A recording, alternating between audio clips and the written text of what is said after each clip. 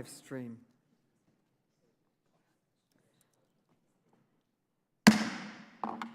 The committee will come to order. Without objection, the chair is authorized to declare recess of the committee at any time. Pursuant to notice, I now call up H.R. 4176, the LGBTQI+ Data Inclusion Act.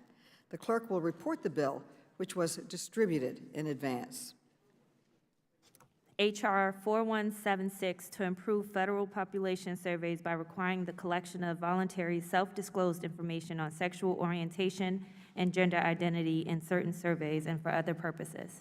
Without objection, the bill is considered read and open to amendment at any point. The chair recognizes herself to offer an amendment in the nature of a substitute, copies of which have been distributed electronically to all members in advance. The clerk will report the amendment. Amendment in the nature of a substitute to H.R. 4176, offered by Mrs. Maloney of New York. Without objection, the amendment is considered read and will serve as a base text for purposes of amendment. I now recognize myself to speak in strong support of the LGBTQI+ Data Inclusion Act. This bill is an important step forward in improving government data collection efforts by ensuring that they account for the diverse groups of people living in the United States. Data on sexual orientation, gender identity, and variations in sex characteristics is needed to ensure that federal programs and policies are addressing the needs of the entire population of the United States. The LGBTQI+ Data Inclusion Act would build upon existing data collection efforts by requiring any agency that already collects data on population demographics using statistical surveys to also include questions on the sexual orientation, gender identities, and variations in sex characteristics of respondents. I want to be clear about one thing. While agencies would be required to include these questions on their surveys, responses to these questions would be completely voluntary. No one would be required to disclose their sexual orientation, gender or identity, or whether they are intersex under this bill. And to the extent that people do answer these questions, the bill would maintain the highest standards of privacy and confidentiality for this information. In March, I was proud to join a letter on this topic with my colleague, Chairman Grijalva, and Congresswoman Porter, along with other members of this committee, to the National Institute of Health, the Department of Health and Human Services, and the Census Bureau. Our letter requested the adoption of recommendations from the National Academies on Sciences, Engineering, and Medicine to achieve more inclusive data collection across the federal government. This data can reveal important disparities and opportunities and can inform policies that lead to better outcomes for LGBTQI populations in health, housing, employment, and more. Before I conclude, let me take a moment to acknowledge the historic nature of the committee's work today and the importance of our committees considering this legislation during Pride Month. At a time when LGBTQI+ people are experiencing hostile attacks across the U.S., it is critical that the federal government ensure that every community is seen and included in our data collection efforts. No person should be shut out of our policymaking, and no community should be excluded from our nation's narrative. I urge all members to support this bill. Before I yield back, I ask unanimous consent to submit for the record various letters from organizations in strong support of this important legislation. Without objection, so ordered, and I yield back. Who else seeks recognition? The gentleman from the great state of Kentucky, the distinguished ranking member of this committee, is now recognized. Thank you, Madam Chair.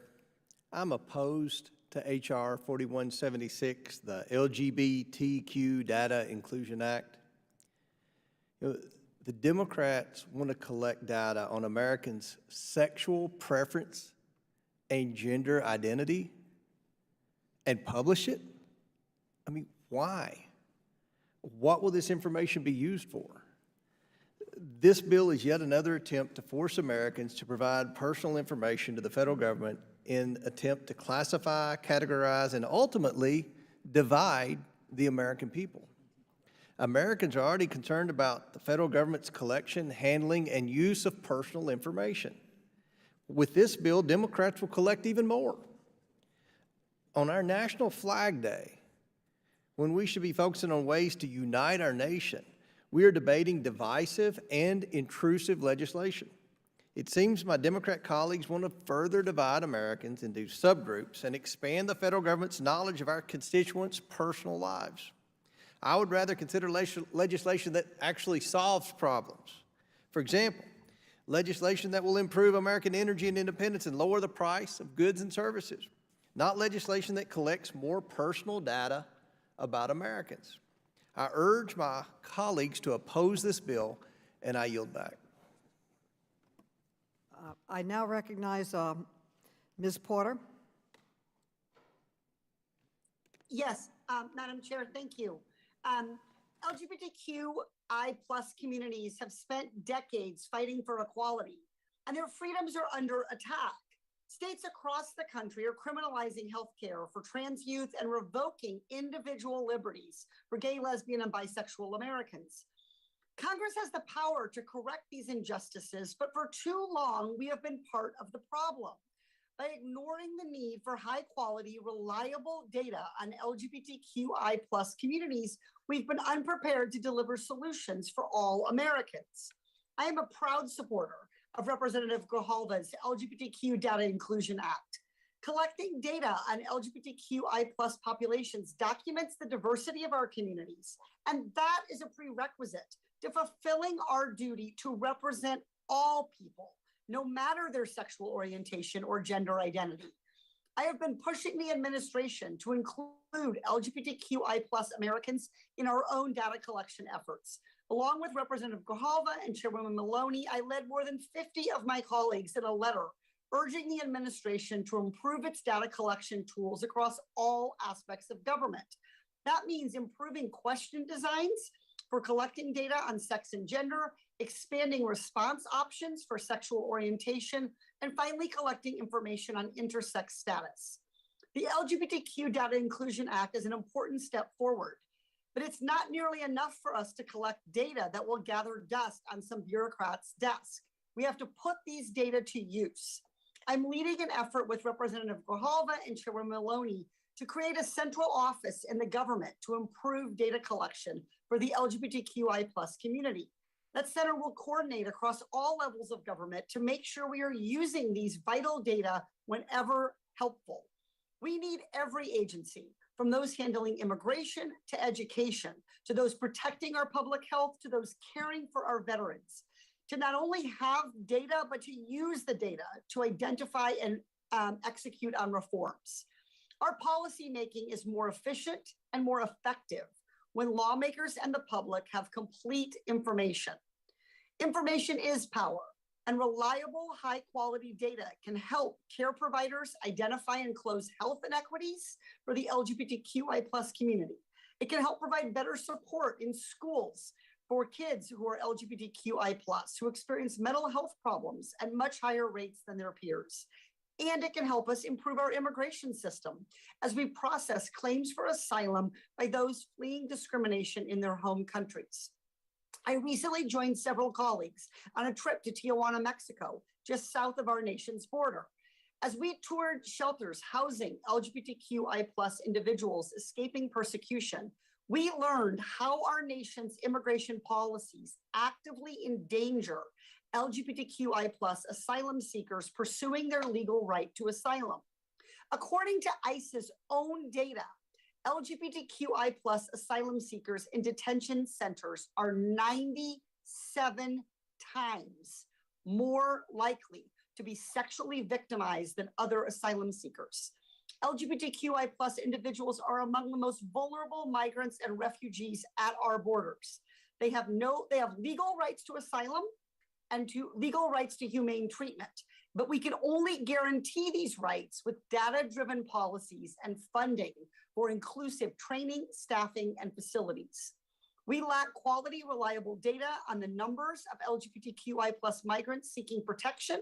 In fact, our government doesn't collect this information at all.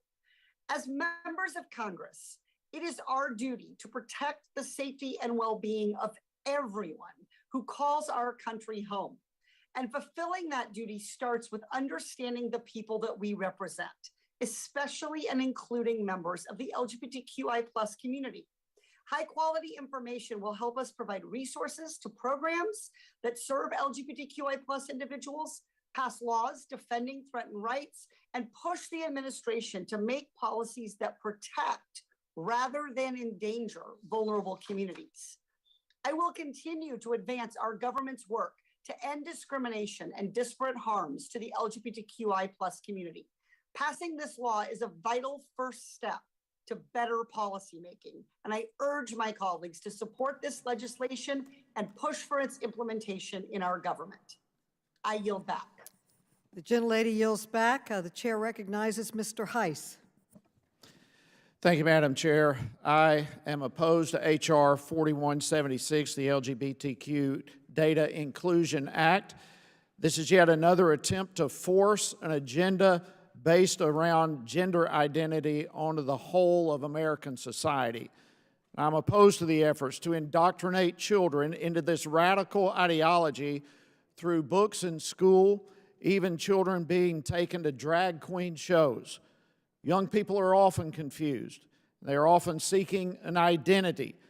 Democrats and their allies in the LGBTQ+ community are doing everything they can to show this amalgamation of I don't even know what. And I reject this. I reject the entire argument.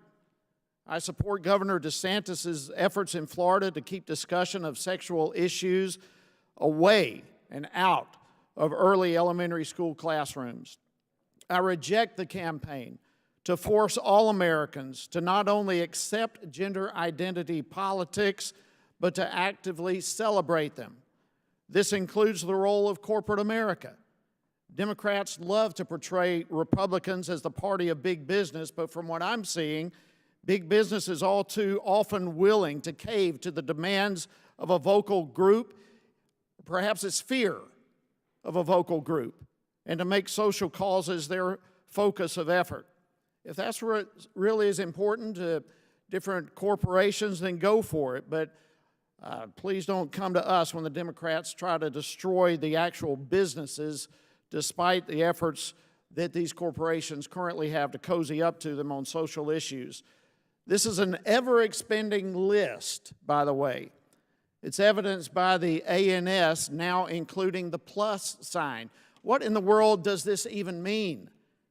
A core argument of gays and lesbians has long been that their sexual orientation was not a choice. It was something that was ingrained to them at birth, that they are a man or a woman, but attracted to people of their own sex. But as this list expands, that argument itself is turned on its head. As the list of letters and symbols grows, these reflect persons' subjective opinion at whatever point in time.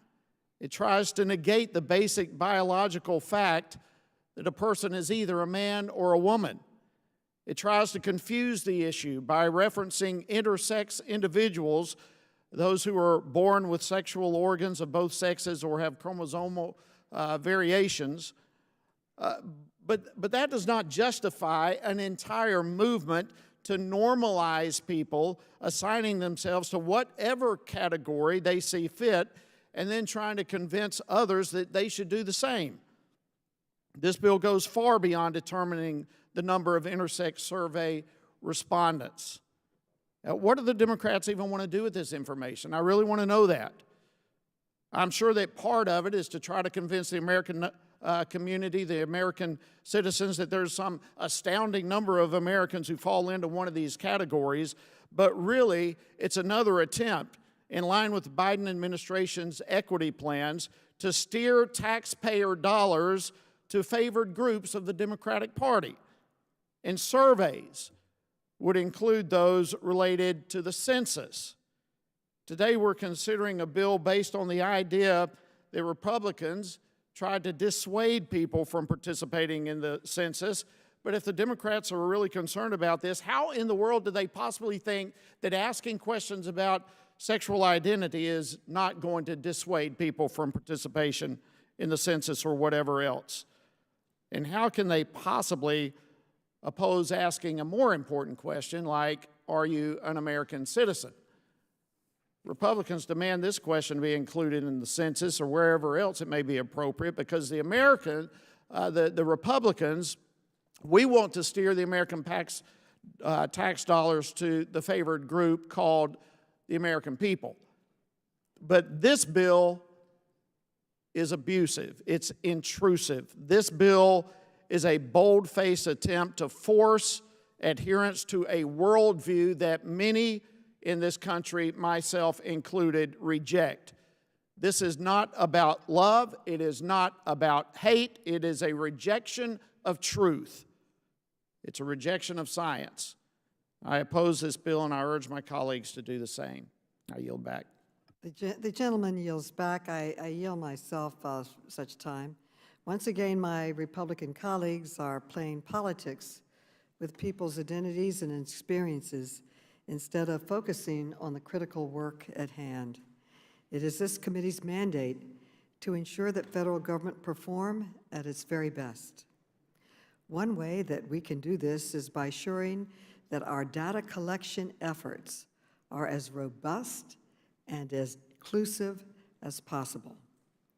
By including sexual orientation, gender identity, and variations in sex characteristics in our data collection efforts, we can ensure that our policies are more equitable and inclusive of the constituents that we serve. Instead of working in good faith to make our government more effective and efficient, my Republican colleagues are villainizing communities to score political points. I strongly urge my colleagues to change course and approach today's work with kindness and empathy. I now call on Mr. Biggs. Thank you, Madam Chair. And, I just want to make a comment about the committee. I appreciate that you want to rebut anybody on our side that speaks, but normal order would require, after you've given your opening statement, to then have someone on your side yield you time. I hope you're as understanding about the kind of nudging of the rules as I've seen in this committee when Republicans have control.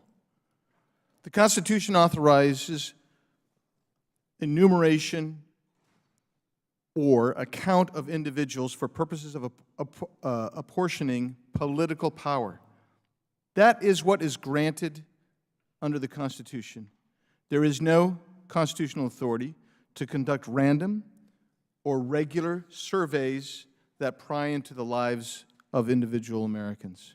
I oppose the bill we're considering. This data collection bill is yet another attempt to force Americans to provide personal information to the federal government in an attempt to classify, categorize, and ultimately to divide the American people. I know who's playing political games over people's self-identifications. It is the Democrats. The bill requires all federal agency surveys that collect demographic data to ask questions about respondents' sexual orientation and gender identity. We should be alarmed by this attempt to blindly mandate the federal government collect such sensitive and private information from Americans. This bill would apply broadly across the more than 130 individual surveys that agencies like the Census Bureau currently conduct to measure important topics like the census. The bill also bluntly requires all agencies to publish reports with this collected data, regardless of the reliability or validity of the collected information. It is a blatant attempt to politicize and divide the American public. We should be clear. This is consistent with President Biden's divisive diversity, equity, and inclusion agenda. Americans are already concerned about the federal government's collection, handling, and use of personal information. And why wouldn't they be? Why wouldn't they be? We have found federal agencies leaking information that should not be leaked. We have seen federal institutions use information as weapons against political opponents. Congress should not add to these concerns with more divisive legal mandates that will only exacerbate data privacy and confidentiality risks and potentially hurt response rates for these important federal statistical surveys, which I don't believe we even have authority to do. This bill ignores the real problems that America's face today: border crisis, school closures, incredibly high inflation under President Biden's watch, all policies which have actually furthered economic inequalities.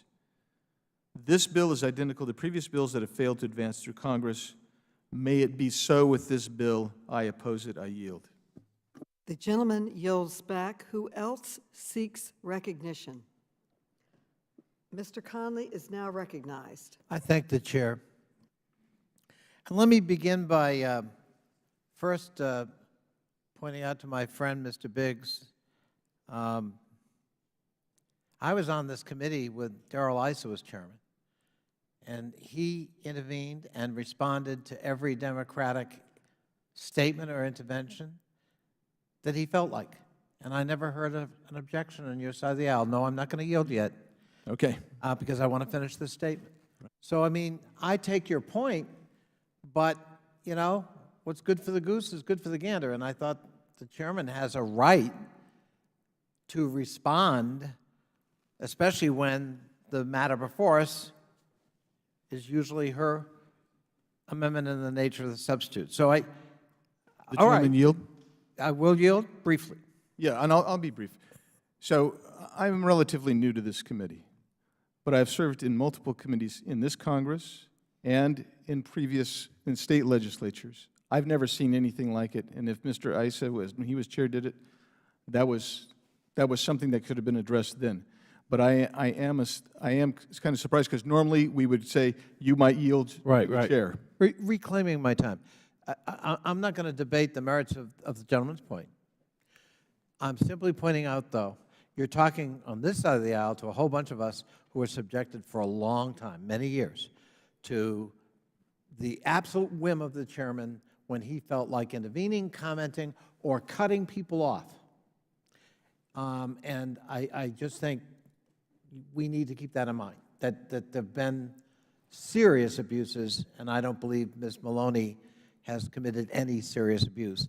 I think she has a right to respond when a point is made that contradicts or directly goes at an argument she's making. But I just wanted to make that point for the record. However, with respect to the subject, I got to say, my friend Mr. Heiss, while bemoaning a voluntary survey and saying this is wrong because it's a favored Democratic group, whereas the Republican desire to have a mandatory question about citizenship, that, from his point of view, was a necessary and desirable goal. The two are very different things, but I will say to my friend from Georgia, to call an entire group of Americans a favored partisan group is to diminish them and to really belittle the legitimate issues and concerns that may affect lots of people in America, including in that particular group. I didn't call them a favored partisan group. Well, you called them a favored Democratic group. And I just think that's an insult to the LGBTQ community. It's an insult to Democrats. And I think it's most unfortunate description of a legitimate desire by fellow Americans who want to be achieving equality. And this country, I hope, is moving toward that.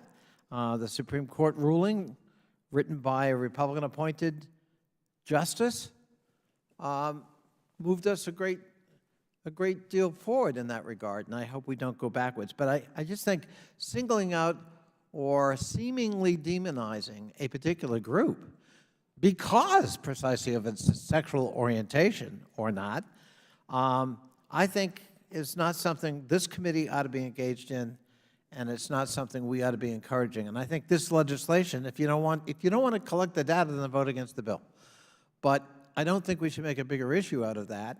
And I think this is something that's desired by this community and would be helpful to them, and I think they have expressed themselves that way. I support the chair's efforts, and I also defend her right to intervene from time to time when the dialogue from her point of view requires it. I yield back. The gentleman yields back. Mr. Norman is now recognized. Thank you, Madam Chairman. I too oppose H.R. 4176, the LGBTQI+. I really don't know what that is. But for us to be taking this up at this time in this committee is really astounding. It really is shocking. And you know, the overreach, when you require federal agencies, all federal agencies, to review existing surveys to determine how many thousands of surveys are you talking about? How many thousands of hours are going to have to be devoted to this? And this bill, it's got serious privacy concerns, infringement. It's none of the government's business, and what does it matter? You know, I've heard the word equality. Where is the equality for the victims of crime now? Where is the equality for those Americans left in Afghanistan? Where is the equality for those people paying, in many times, their life savings to buy gas, to buy food, if they can find it? Where is that equality? Why aren't we spending time trying to solve the problems? And the reason is simple. It's been politicized, and I think it's playing the shell game of trying, for the Democrats, trying to divert the attention. This is ridiculous. Spending time on this is something that it continues to amaze me. But I'm too opposed to it. This is not what the American people are worried about now. So I strongly oppose this. It's time for all Americans to reject this kind of legislation, and I think they are, and I think we will see it loud and clear in the future. I yield back.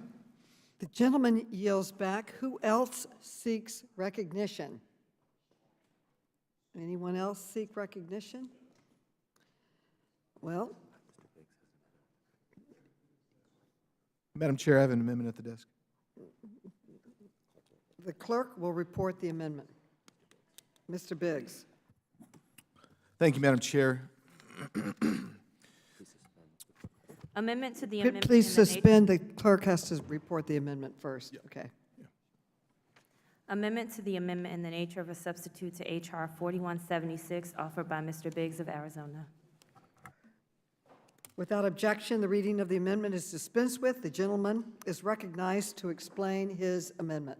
Yeah, Madam Chair, thank you. I realize that my colleagues across the aisle do not believe that there is a crisis at our southern border.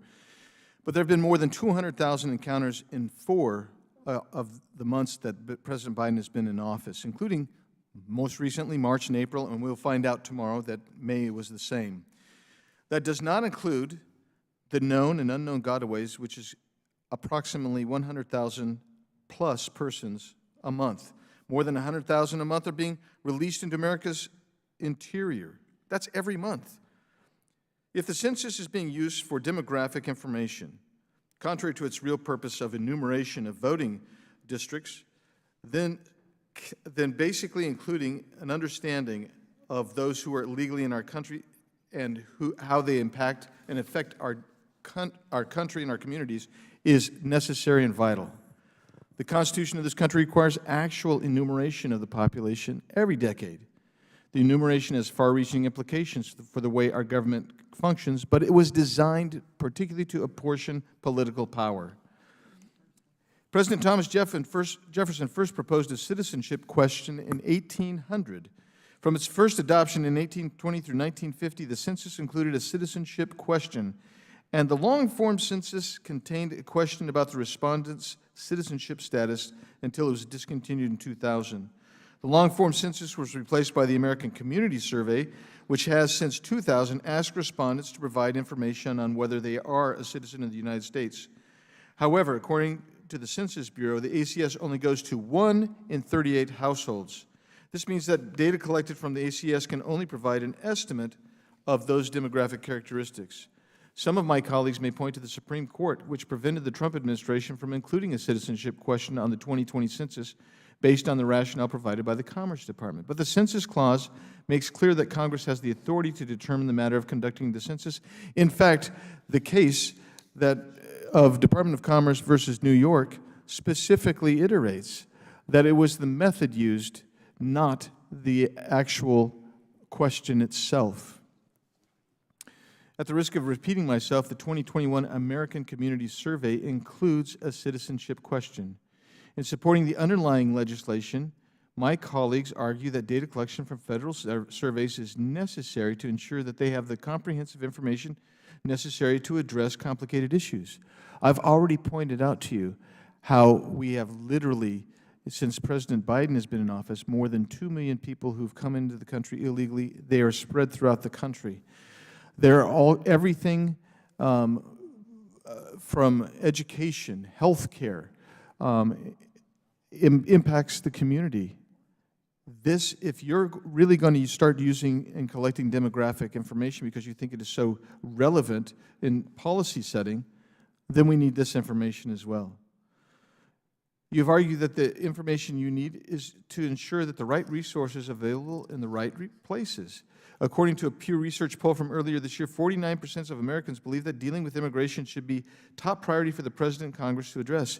And I've seen in multiple polls in my own state, immigration is either the #1 or 2 issue. The only other one that comes close is the inflation and economy.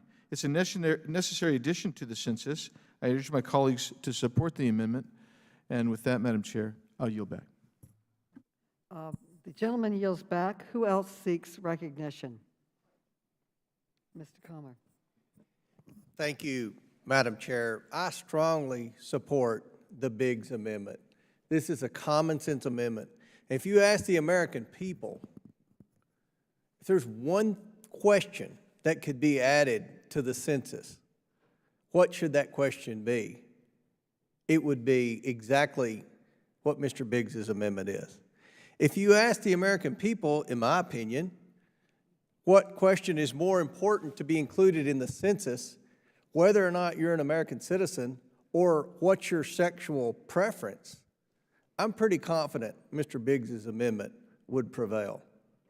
So I strongly support this amendment. This is one of many crises our nation faces right now. We have no idea how many people currently are in our country illegally. And this is a role of the government. The government should know this. We as Congress, when we make appropriations, we need to know this. And this would be a good role for the census, not the underlying bill. So I commend Mr. Biggs and strongly encourage my colleagues to support the Biggs Amendment. Madam Chair. The gentleman yields back. Who else seeks? Mr. Conley. Thank you, Madam Chair. If I could put a question just on the nature of the amendment, because I haven't seen the amendment, to my friend from Arizona.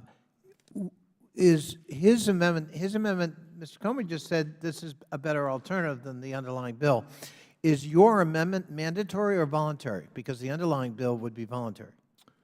My amendment does the exact same thing. It just adds a new category. So it would also be voluntary. That is correct, sir.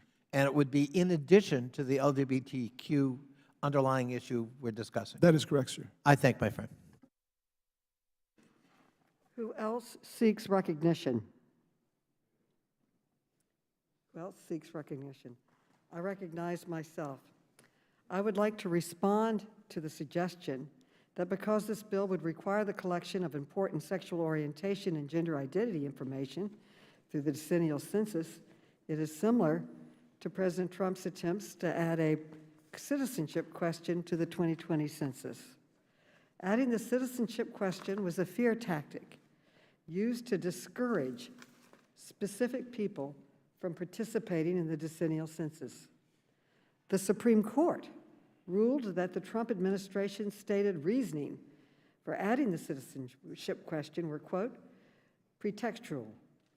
Unlike President Trump's citizenship question, Collecting SOGI data will allow individuals to receive the proper care and resources they need to thrive. A district court ruling found that collecting information about sexual orientation and gender identity do not intrude on the individual's privacy. Given the methods used to collect the census data and the statutory assurance that the answers and attribution to an individual will remain confidential, and as my colleague Mr. Conley's pointed out, this is all voluntary. This bill will help us serve all of our constituents better. I encourage my colleagues to support the underlying bill. Who else seeks recognition? Madam Chair. Mr. Heiss is now recognized. Thank you, Madam Chair. I'd like to yield some time to the author of this amendment, the gentleman from Arizona. I thank the gentleman for yielding. So I just want to briefly respond to the chair of the committee. First of all, when Secretary Ross reinstituted the citizenship question on the census in 2018 for the 2020 census, he explained that the Census Bureau initially analyzed and the Secretary considered 3 possible courses of action before he combined and went ahead with this. It was not one of those mentioned intimidation or trying to prevent people. Every one of them was an attempt to understand the disbursement of those who are illegally in our country for policymakers to understand. So I disagree with that characterization and urge everyone to look back to the memo filed with the court and also the memo used to design the question for the 2020 census under Commerce Secretary Ross's motivations. The second thing is the Supreme Court was very specific. It said the enumeration clause permits Congress, and by extension the Secretary of the Commerce Department, to inquire about citizenship. But as they went through, they discussed the method used, that it was Congress that really needs to go forward. That's why your bill is here, is because we can do this in Congress. Similarly, we can ask about citizenship. And thirdly, to allay the concerns about fear, just as the gentlelady's underlying bill makes it voluntary to respond, all we've done is add an additional category. It's not being done to engender fear. Quite frankly, it's being done to find out what is happening in our country, because the number of people who are crossing our border, the apprehensions are up, the known gotaways are way up, the unknown gotaways are way up. There is impact everywhere in the country. I think this is probably the least intrusive way we can find out kind of what's going on today, because we don't know what's happening. And it would allow policymakers from the local level all the way up to Congress to respond to make policies based on these outcomes. So I appreciate it. I think those were the three legs of the stool that you're sitting on in opposition to this. I hope that I've allayed at least 2 of the 3. So anyway, thank you. I yield back. Gentleman yields back. Who else seeks recognition? Does anyone else seek recognition? The question now occurs on the amendment. All those in favor say aye. Aye. Aye. All those opposed say no. No. And at the opinion of the chair, the noes have it, and the amendment is Recorded vote, adopted. please. A recorded vote has been requested. A recorded vote is so ordered and pursuant to Clause 2 of Rule 11 and Committee Rule 5B. Proceedings on the amendment are postponed. Is there further amendments for discussion? Madam Chair, I have an amendment at the desk. The clerk will report the amendment.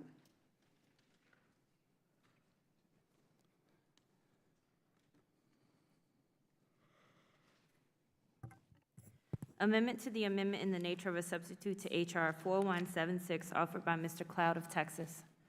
Without objection, the reading of the amendment is dispensed with. The gentleman is recognized. Mr. Cloud, to explain the amendment.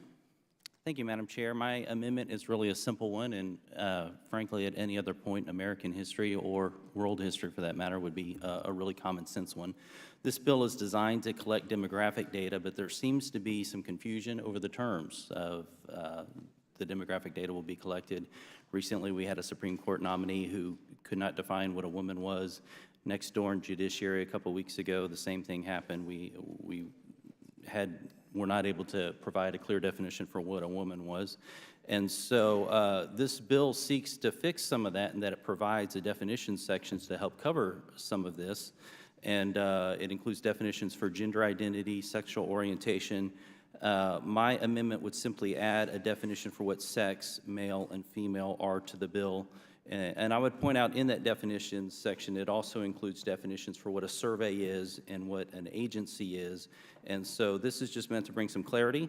I will point out that the gentleman from Virginia pointed out that what's good for the goose is good for the gander.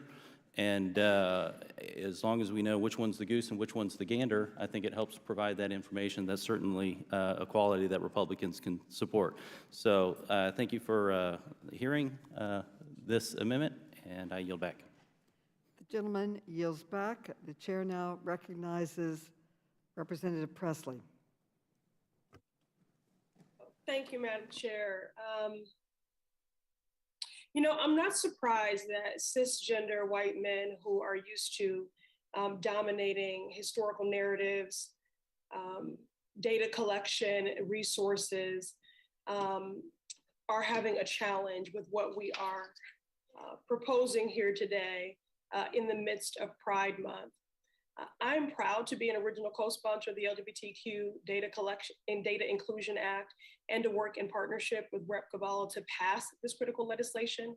As we celebrate Pride Month and commemorate the contributions of the LGBT community in all walks of life, this bill is not simply relevant, it is long overdue. We know in the eyes of the federal government, if you are not counted, you don't count. And the majority of federal questionnaires and surveys fail to collect voluntary information on sexual orientation and gender identity, resulting in deficiencies in data and hindering the ability of Congress and federal agencies to adequately address LGBTQ issues. These deficiencies amount to a dereliction of duty and a disservice to our constituents. So we must pass this bill without the Cloud Amendment and any other amendment that seeks to erase the transgender community. Throughout the country, trans people continue to experience unprecedented rates of violence and hostility. Just last year, the Human Rights Campaign saw a record number of reported anti-trans killings. Given my colleagues across the aisle repeated concerns about violence, I'm sure they can understand why this is something that must be addressed. But we cannot manage that which we don't know. I urge my Republican colleagues to abandon their harmful rhetoric and baseless attacks against their transgender constituents. You certainly do have them, and work with us to meaningfully improve our government's data collection efforts. We must collect data that is inclusive of trans lived experiences, from healthcare needs to economic justice, in order to craft the strongest, most equitable policy for people who are trans. Over decades, we've seen trans activists like Marsha P. Johnson, Rita Hester, Angelica Ross, advocate for their community and demand a more inclusive society. With this bill, we can make it clear to everyone in the LGBTQ community, especially our trans siblings, that you are seen, you are heard, and your life counts. I urge my colleagues to oppose this amendment and support the LGBTQ Data Inclusion Act. The gentlelady yields back. I now recognize Mr. Comer. Thank you, Madam Chair. As usual, I disagree with the overwhelming majority of what Ms. Presley just said, but I do agree with one statement she made. She said, we cannot manage what we do not know. And that's why I strongly support Mr. Biggs's amendment. We have to know what's going on in our country, who is here legally, who is here illegally. But with respect to the Cloud Amendment, I strongly support this amendment to ensure that terms in federal surveys are clearly defined. It's important that survey populations understand the terms which form the basis for their answers, including definitions of male, female, and sex. I support this amendment, which seeks clarity and accuracy in federal surveys, and I yield the remainder of my time to Mr. Cloud if he needs some more time. I would just ask that Ms. Presley's words be taken down. She misgendered me. I don't consider myself a cis anything. I don't know what that is. So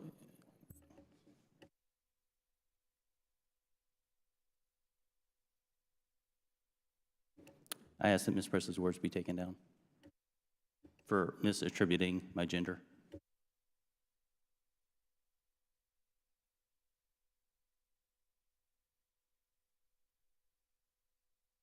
The motion is not in order. It has to be at the stated time when it happens, so it's not in order now. And let us proceed.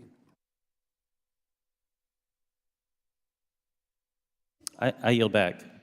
Madam Chair, I yield the balance of my time to Mr. Biggs. Thank you, Madam Chair, and I thank the gentleman for yielding. I support the Cloud Amendment. It really is important that respondents to surveys that are sent out by the Census Bureau and the more than 100 additional agencies that will be sending out surveys, that they understand the questions that are being asked. Otherwise, it's not a valid survey. It's not valid. So you have to make sure that your definitions are clear. I mean, that's there. Every social scientist knows, especially since we, as social scientists, we rely on surveys. You need to have very clear definitions besides having a good sample set. You want accurate answers. That's important for your survey to be valid. In order to do so, you need accurate definitions, clear definitions. Additionally, the inclusions of these common sense definitions add scientific and biological clarity to the survey questions. I find it interesting that we're even talking about putting out surveys that don't have clear definitions, because to do so is a waste of money because you can't rely on your product. Let's rely on the product. Let's be able to rely on the product. If this is meant to provide a basis for public policy creation, then let's do it right. And the way you do it right is you have clear definitions, and I think Mr. Cloud is right on. And then I also would just respond and say that's one more reason that you need my amendment. And I appreciate the gentleman for yielding. Now yield back to Mr. Comer.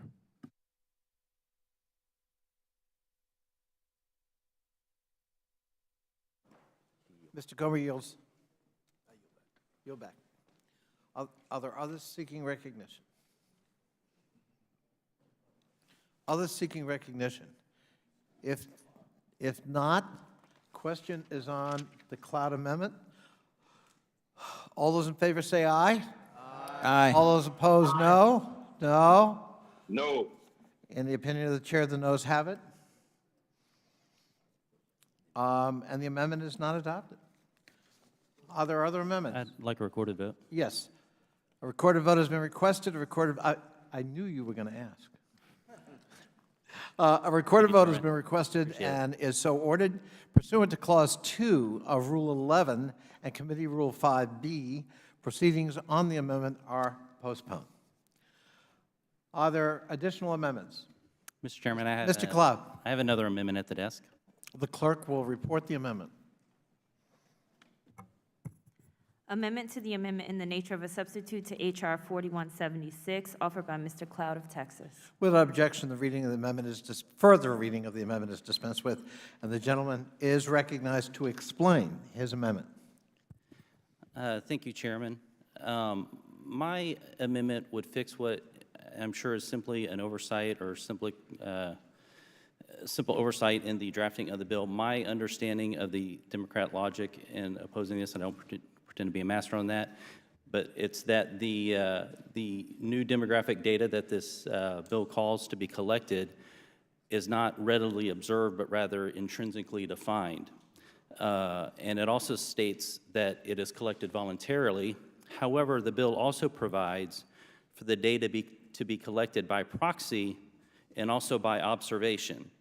And so my amendment would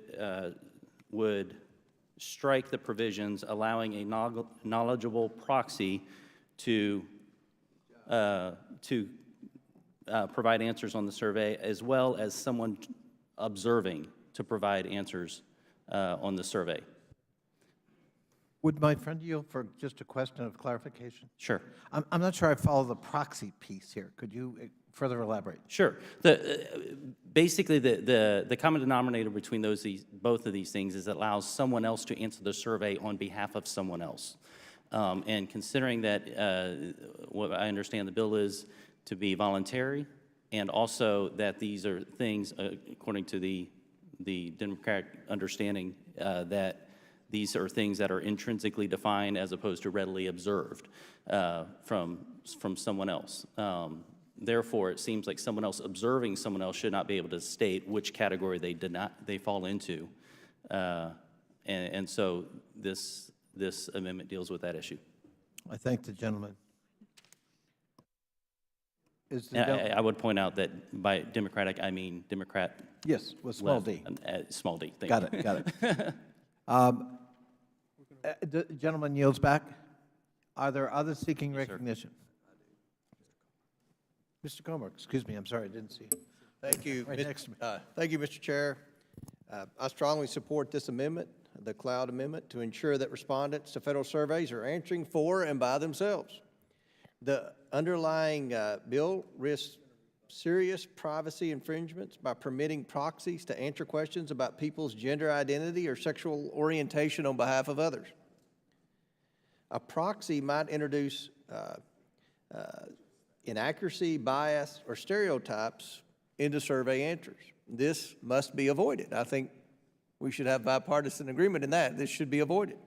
So I strongly support this amendment. I yield the remainder of my time to Congressman Cloud if he needs it. Does Mr. Cloud need it? Not at the moment, thank you. I yield back. Gentleman yields back. Are there others seeking recognition on the Cloud Amendment number 2? Chair recognizes himself. Unfortunately, I must oppose the amendment offered by Mr. Cloud, though I do think he makes a point. The amendment, however, goes too far. We require all the reports and surveys administered by the federal government to be reported to Congress. That's hundreds of thousands of reports per year. We already, when we think there's a salient document, we require those reports to be provided to Congress in existing law. For example, the existing law governs census reports to the Congress and timelines for those reports. The issue of a proxy seems simple enough, but it's not. As a matter of fact, it's a technique that is used widely across federal surveys. There may be lots of circumstances in which somebody may not be able to answer for themselves, or simple practical circumstances allow a member of that household to respond. And there's nothing bad about that, and there's nothing necessarily that corrupts the data produced thereby. And so for these reasons, I must, somewhat reluctantly, oppose the amendment. Mr. Chairman. Yes, who seeks recognition? Mr. Chairman, I'm sorry, you were calling earlier Biggs. Did you want me to yield to you, or do you want your own time? Well, I'd be happy to have my own time, but I didn't Yep. want to cut you off. I thought you were done. I'm sorry. I am done. I am done. Gentleman from Arizona is recognized. Thank you, Mr. Chairman. I appreciate that. I'll tell you why I support this amendment, because it really is an important amendment. Social scientists do use survey data. Social scientists use survey data, and it's used in every soft science, or what is used to be called soft science, but it is social science. It's used by policymakers who rely on that survey data and the results of that survey data. When you allow a proxy that is going to be determined by your surveyor, by the way, many people conducting surveys they are not adequately trained to be a social scientist, data collection person, or to do surveys. You're asking them now to be, it says knowledgeable proxy. Who's going to determine that? It will be the questioner who determines that. That's the problem. Those of us, and I used to do some social science work, when you do that, you are relying on the output. If there is a problem in your survey, you might have it might be how the survey is constructed. How did you ask the question? It might be a sample issue. Maybe you've created a self-selecting sample. Maybe you've created a biased sample, a non-reflective sample for what you're trying to get to. In this particular case, what you're doing is you're injecting bias by having a so-called, by having an independent person, ostensibly independent, make a determination who a knowledgeable proxy is. That will actually invalidate, typically, your survey. And that's a huge problem here. And maybe Mr. Cloud, maybe you don't like Mr. Cloud's way he's doing with it, but for me, it makes reasonable sense if we're going to look at this stuff for policy making and for social science advances. And so with that, Mr. Chairman, I yield back. Gentleman yields back. Others seeking recognition?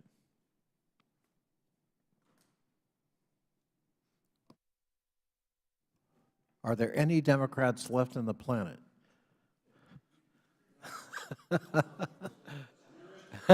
I'm it. All right. If there is no one else seeking recognition, the question is on the amendment. All those in favor say aye. Aye. All those opposed, no. No. In the opinion of the chair, the ayes have it. Mr. Chairman, And yes. I ask for a recorded vote. And Mr. Cloud, thank God, asked for a recorded vote. A recorded vote is so ordered pursuant to Clause 2 of Rule 11 and Committee Rule 5B. Proceedings on the amendment are hereby postponed. Who seeks recognition? I think there's another amendment. There is another amendment. Yes, there is. Okay, the gentleman from Wisconsin is recognized. Oh, no, first, I'm sorry, the clerk will report the amendment. Amendment to the amendment in the nature of a substitute to H.R. 4176, offered by Mr. Grothman of Wisconsin. Without objection, the further reading of the amendment is dispensed with, and the gentleman from Wisconsin is recognized to explain his amendment. Well, thank you. I mean, every hearing, I love you guys, you know that. And I really appreciate serving with you. Every new bill that comes up from you guys is just worse than the one before. I mean, it's just unbelievable. I've been following public policy long enough to remember when the goal of the gay rights movement or whatever was, you know, this all should be secret and it's none of anybody's business. And now we have the rather bizarre situation of requiring everybody to report their sexual life when they bounce up against the government anywhere. As I understand it, looking at this, when we hire new people here in the legislature, we'll have to ask, I mean, I've been doing this forever. I've had staff for over 20 years. I can never remember my staffer's sex life coming up at work. But now we have a new requirement here that people have to report to the federal government where they are. This is a very difficult amendment for me because this bill is so bad, it's not retrievable. And I'm a little bit afraid by introducing an amendment, I imply that somehow we can make this bill okay. It can't be made okay. But one of the rather bizarre parts of this bill is it includes children. So this is part of the Democrat goal to sexualize the kids. We've got to report the 5-year-old or 6-year-old or 7-year-old sexual orientation. I suppose in order to do that, it requires somebody to ask little Johnny, are you, do you like boys, do you like girls, whatever. I think that is so over the top, such a horrible thing to do to young children. So we're going to try to take minors, people under 18, out of the bill. And the rest of the bill is offensive too, because like I said, the idea that if I hire someone, I've got to give them a form and say, fill out this form and report your sexual preference, that by itself is so over the top and evil, and actually the exact opposite of what the gay rights movement wanted 30 years ago. But please, at least let the little kids off the hook. You are going to require asking kids who aren't even sexual yet what their sexual preference is. Isn't that just so over the top and evil? I can't believe what you guys are going to demand, but apparently if we report how well kids are doing in schools, or there's some federal form out there, we expect somebody to ask the 8-year-old or the 9-year-old kid what their sexual preference is. I mean, how low could you go? So we've got an amendment here. Okay. We'll let my buddy, Mr. Biggs, comment on this.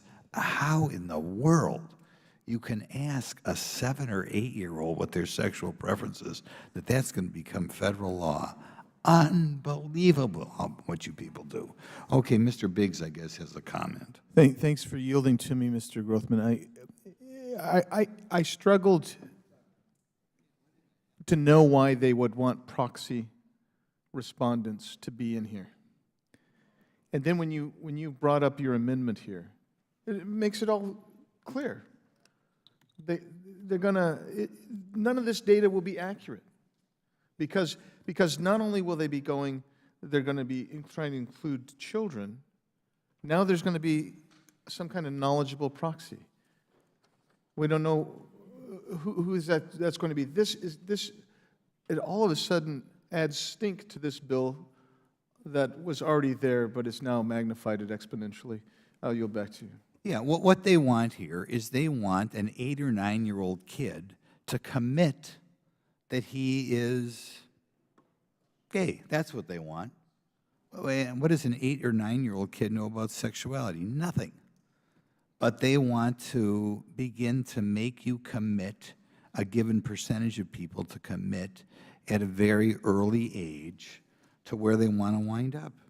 And I can't believe you're going to do that to little children. But you're going to do it. So my amendment, obviously, I shouldn't have to know what the sexual preference of a 30-year-old who's working for me is either. That's ridiculous. But apparently they want me to ask or give them a form in which they ask. But the idea that you're going to put that on a little child, a 6 or 7-year-old, what do you think you are? Do you like boys or do you like girls? I mean, that is just so over the top and evil. I can't believe your party has steeped this low, but there's the amendment. We'll see what happens with it. I thank the chair. His time has expired. I just will remind all members that the underlying legislation is voluntary, not mandatory. The gentlelady from Michigan is recognized for her 5 minutes. Thank you so much, Mr. Chair, and thank you so much to many of my colleagues that have been incredibly supportive of our LGBTQI plus community, especially after this past weekend. 31 members of the white nationalist organization Patriot Front were arrested as they moved to plan to attack a pride event in Idaho. I really want to reiterate, and we already know, I mean, I think many of my colleagues, including the author of this amendment, knows that this is a completely voluntary collection of information necessary to properly direct federal resources designed to support folks that need access to healthcare, housing, and so much more. As someone that has worked over 10 years in the nonprofit sector, primarily around human services programs, direct human, incredibly important to gather information and data. You cannot continue to make decisions on behalf of communities you serve, maybe as the federal government or maybe in the nonprofit sector, which really does rely on us collecting some of that data for them to be able to properly serve, again, communities like the LGBTQI plus community. I really think it's particularly important for young people to be able to offer voluntarily information that they think is very critical for them to have a good quality of life in our country. for them to have a human dignity in our country. And again, this is around healthcare, housing, and all of these essentials that I think are critically important. To me, offering this to be voluntary for our young people to be able to provide that information, one, making sure that we see them, we acknowledge that they exist. Pretending that they don't is absolutely ridiculous or ludicrous. You can continue to try to do that, but it's going to continue to obviously be of existence. Again, as someone that comes from a community that had some of the leading advocates on LGBTQI plus community, I can tell you. Gentlelady will suspend. I would just ask for the respect from all of my colleagues so that she can be heard. Thank you. You may resume. Thank you. It's okay, Mr. Chair. I'm always used to being talked over. And so it is not surprising that my colleagues are not allowing me as a mother of two young boys to understand, as somebody with again, experience working in the nonprofit sector and experience in understanding that the collection of data, voluntarily collection of data, helps us assess the needs around housing and healthcare. Look, y'all continue to pretend that you're not flaming the hate in our country right now. People are going to get killed because you're going to increase violence and hate towards our LGBTQI plus community. Take responsibility for that. When you offer kinds of amendments, but you're not saying offering it in a practical sense of implementation, you're offering it to inflame the hate and the kind of discriminatory practice already in place in so many parts of our country, that you're going to allow, again, white nationalists, others to plan, like they're coming out to plan events. Mr. Chair, she's not addressing the chair. She's talking straight to other. Mr. Chair, these kinds of attacks are inflaming. The gentlewoman will Groups like the one in suspend. Idaho. The gentlewoman will suspend. You must address the chair. Madam Chair, hello, welcome. I am addressing you in this regards. Please know this. Where the colleagues that are continuing to attack the collection of data of our LGBTQI plus community with some of their rhetoric, Madam Chair, is to me inflaming violence and dangerous groups out there that are targeting our LGBTQI plus community. It is unfair for us in this chamber that, again, has a national platform to continue to allow this. I oppose this amendment. As someone, again, that understands the value of collection of data, and again, these are voluntarily being collected. Parents are involved. We should be able to have, the American people have access to be able to provide this information. So again, we can make the right decisions around healthcare and housing and so much more, again, federal services and programs. You cannot continue making these decisions and pretending that we do not have LGBTQI plus community members among us, including many young people in our communities. With that, Madam Chair, I yield back to you. And again, for many of my colleagues, it is important to understand your responsibility and being very careful in the rhetoric that you are using in describing our LGBTQI plus community. Thank you. The gentlelady yields back. Who else seeks recognition? Does anyone else seek recognition? I do. Mr. Comer, you are now recognized. Can you go to cloud first? Me? What? I yield to Mr. Grothman. Yeah, you're saying this is voluntary, but we all know the forms are out there, they're given to parents, and only a small segment of our population has the guts to say, I'm not filling out this form, right? Most people are going to think, well, I've got to fill out the form. And that means, mom and dad have to go to Junior here, a 7 or 8 year old kid, and have Junior identify as whatever he wants to identify as. That's ridiculous. That is just to put a 7 or 8 year old or even a 13 or 14 year old or 17 year old in a position in which they're supposed to publicly make a guess, because I guess if you're 7 years old, it must be a guess. 7-year-olds aren't sexual. Make a guess as to what they are is just horrific. And the fact that a few brave parents will rip up the form, if they can rip up the form, and say it's none of nobody's business, doesn't make the bill any better. What you're trying to do is trying to get something out of it. It's the same logic that why DeSantis had to sign that bill down there in Florida. because you want to put 7 or 8-year-olds in a position in which they have to sexually identify one way or the other, which is not anybody's business. And so to say it's voluntary, you know very well that probably 80 to 90% of the people who have to fill out this form are not going to consider it voluntary. And the same thing is true even for adults, where it's none of anybody's business to ask the question either. So, but in any event, thank you for giving me some of my time, your time, Mr. Cloud. Madam Chair. It's time. Does the gentleman yield back? Yes, Madam Chair. Mr. Conley is now recognized. I thank the chair. I just want to respond to what we just heard from my friend from Wisconsin. He would have you believe that surveyors are going to kind of, pound into somebody's house and demand to know the sexual orientation of their 3-year-old or 7-year-old. That is not the case. But I will say, in counter to this argument, Mr. Grothman puts forward as being, quote, ridiculous, unquote. Tell that to the parents of gay young men and young women who committed suicide. Tell that to the gay community in high schools that have been bullied and have had their self-esteem tremendously damaged. Tell that to those who wrestle with their identity and aren't sure and don't know where to go for support. That's what this is intended to allow, not force, not intrude, but liberate. Allow a place people can go that's safe with respect to their identity.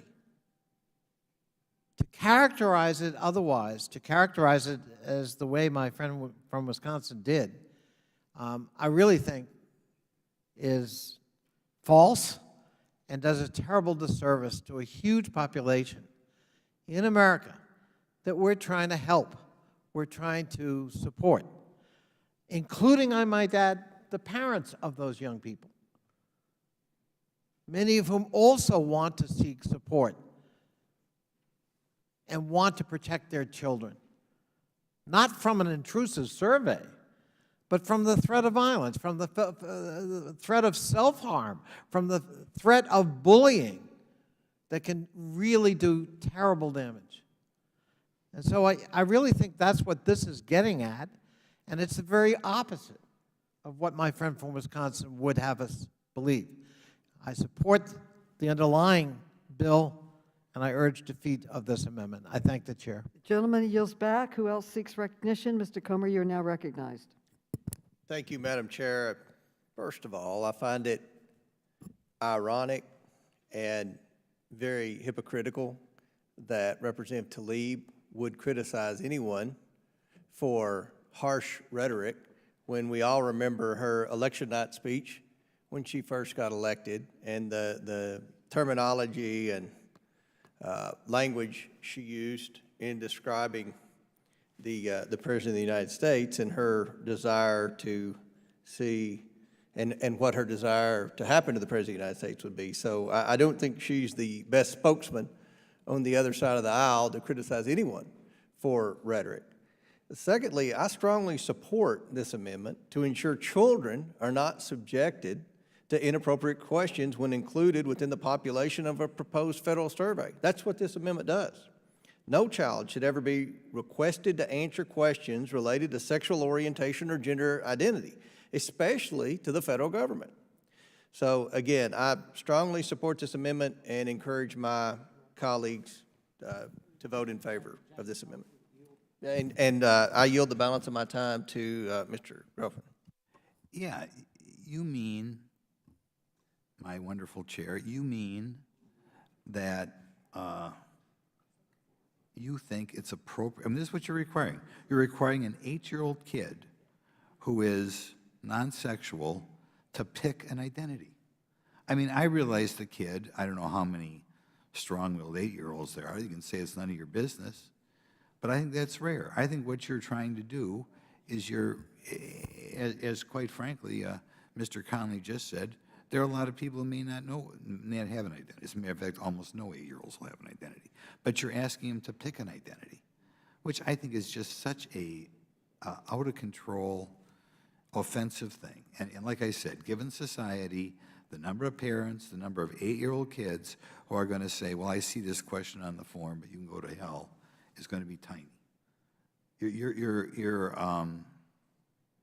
I can't believe that the Democrat Party has come this far. And I know you're going to all vote for the bill, too, but go back home and unbelievable.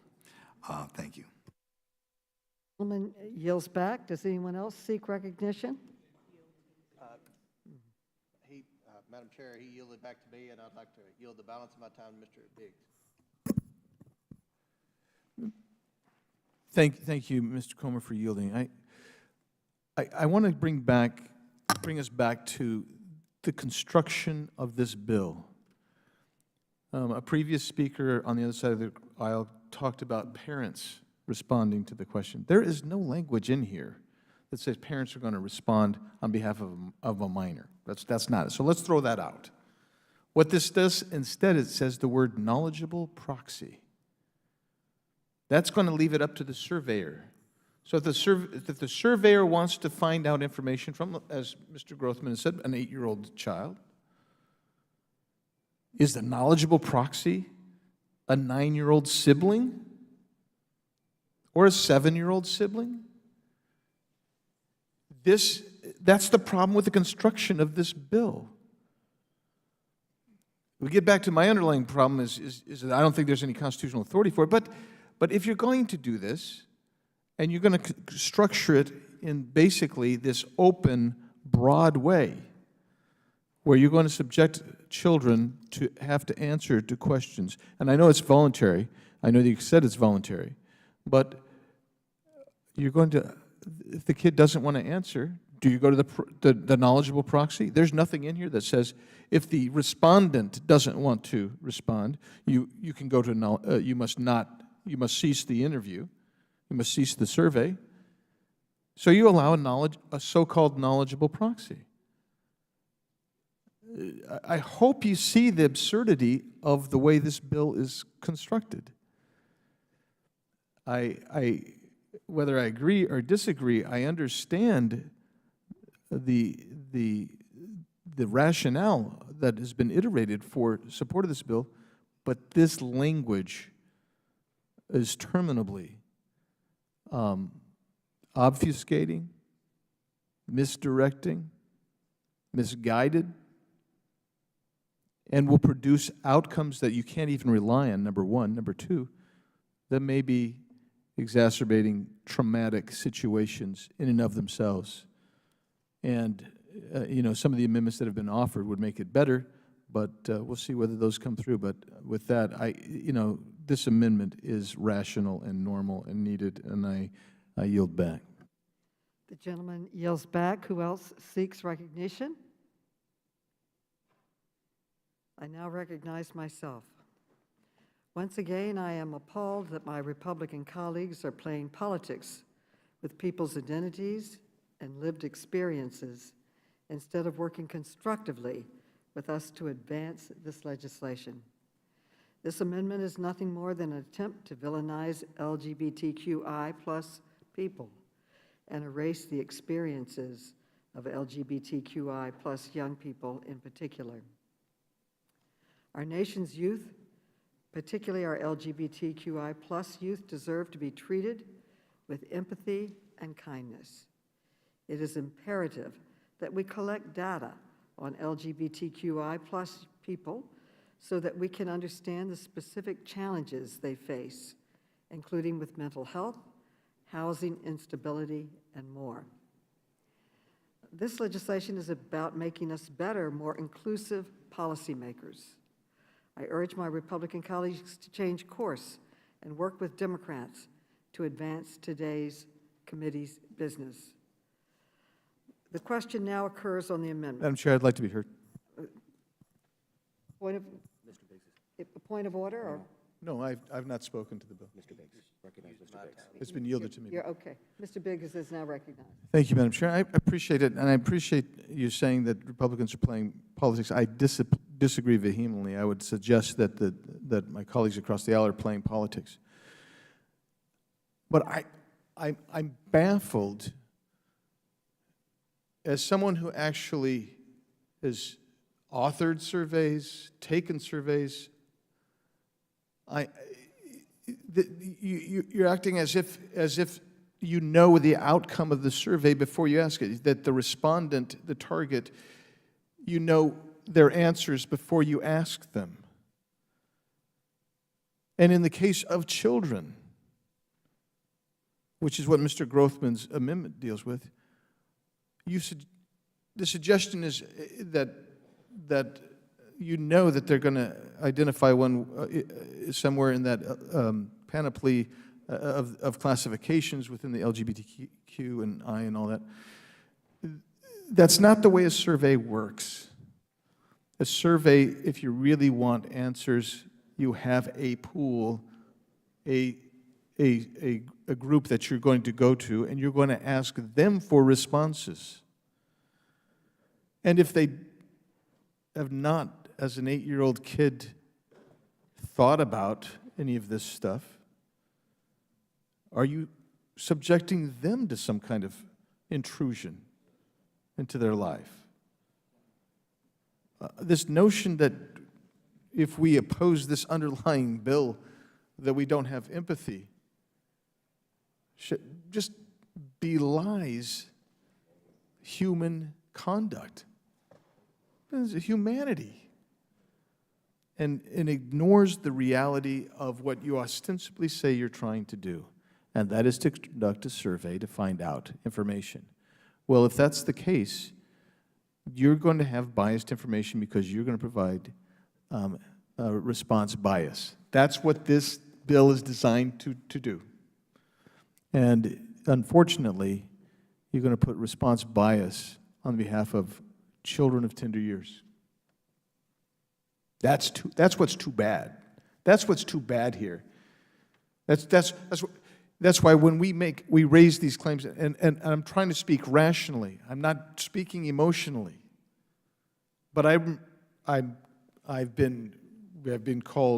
we've been aligned on our side for raising these amendments that are rational amendments, logical amendments. We've been aligned with radical, right-wing, extremist, terrorist groups. We've been told we will have blood on our hands. That's the way to have logical rhetoric and discussion and debate in the supposedly the most deliberative body on earth as we try to construct policy. That's it. Call names, resort to ad hominem attacks, because you can't address the very simple questions about survey construction. That's the shame of it. I yield. The gentleman yields back. Does anyone else seek recognition? The question now occurs on the amendment. All those in favor say aye. Aye. All those opposed say no. No. In the opinion of the chair, the noes have it. The amendment. Well, we got to have a vote on that. Recorded vote has been requested. I will say, if I was a Democrat today, I wouldn't be in the room either, Recorded but vote is sorry. so ordered, and pursuant to Clause 2 of Rule 11 and Committee Rule 5B, proceedings on the amendment are postponed. Votes have been called. In order to accommodate members voting, the committee will recess until approximately 5 minutes after the end of the last vote in the first vote series. The committee stands in recess.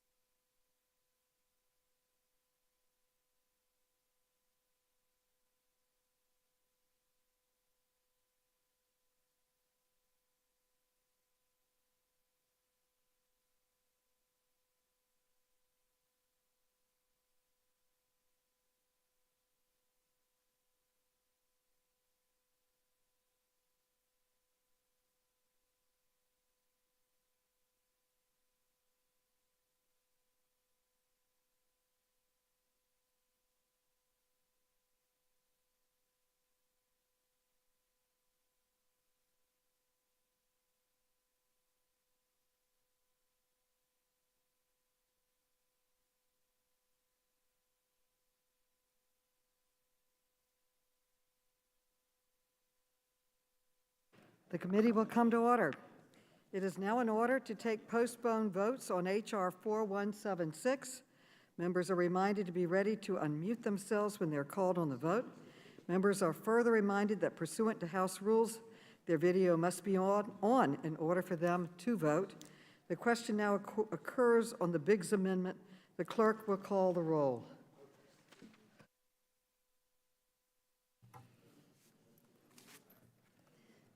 Ms. Norton?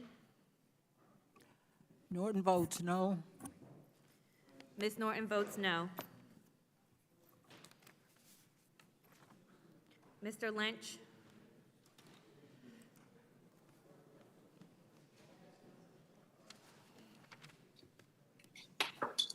Mr. Cooper? Cooper votes no. Mr. Cooper votes no. Mr. Connolly?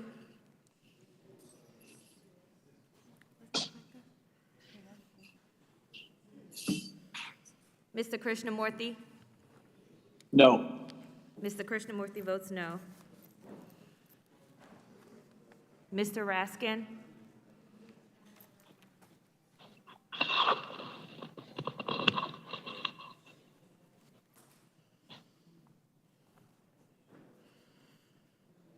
Please leave your message for this is Aisha. You called me at the back. Mr. Khanna?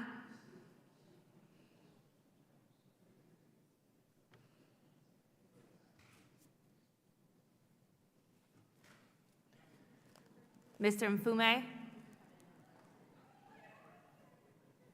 Mr. Mfume votes no. Mr. Mfume votes no.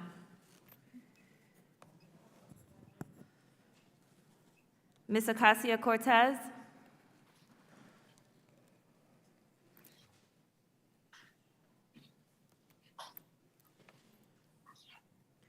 Ms. Tlaib?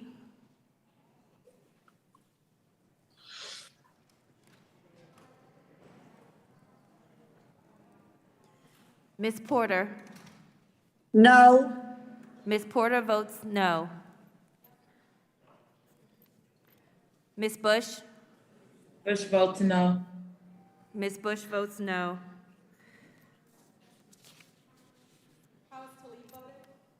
Ms. Tlaib, you are not recorded.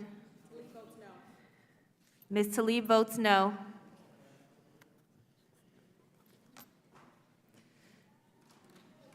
Ms. Brown?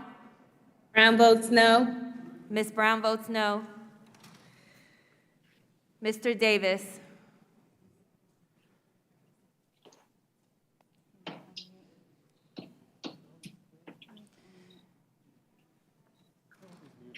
Mr. Davis? Davis votes no. Mr. Davis, you turned your camera off. Oh, okay. We need your camera on to record your vote. Davis votes no.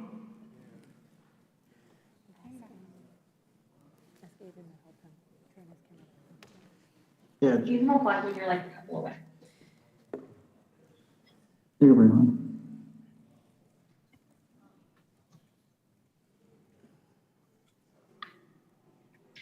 How am I recorded? Mr. Connor, you are not recorded. No.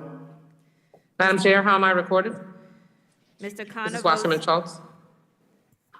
Mr. Connor votes no.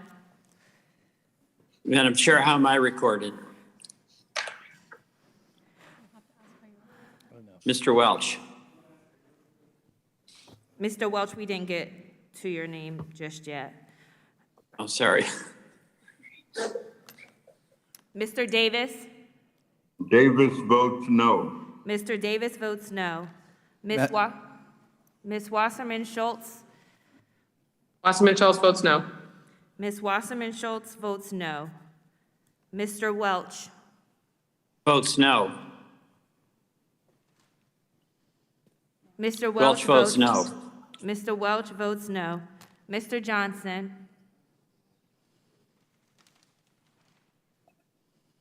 Johnson votes no. Mr. How am I John, recorded? Johnson votes no. Mr. Johnson votes no.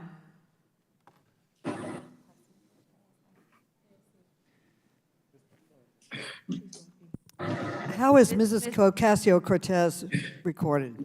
Ms. Ocasio-Cortez is not recorded. Ocasio-Cortez votes no. Ms. Ocasio-Cortez votes no. How am I recorded? Mr. Connolly? Mr. Connolly, you are not recorded. I vote nay. Mr. Connolly votes no. Mr. Raskin is not recorded. I'd like to vote no. Mr. Raskin votes no. Mr. Sarbanes. Sarbanes votes no. Mr. Sarbanes votes no. Ms. Spear.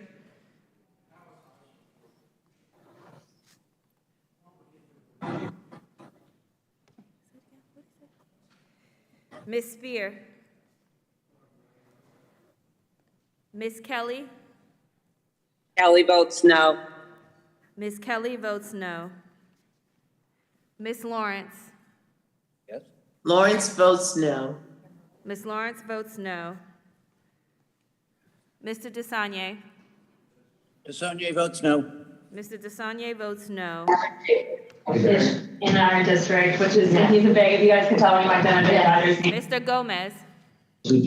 Gomez, no. Mr. Gomez votes no. Ms. Presley. Presley votes no. Ms. Presley votes no. Mr. Comer. Mr. Comer votes yes. Mr. Jordan. Ms. Fox. Fox votes yes. Ms. Fox votes yes. Mr. Heiss. Mr. Heiss votes yes. Mr. Grothman. Mr. Grothman votes yes. Mr. Cloud. Mr. Cloud votes yes. Mr. Gibbs. Mr. Gibbs votes yes. Mr. Higgins. Yes. Mr. Higgins votes yes. Mr. Norman. Mr. Norman votes yes. Mr. Sessions.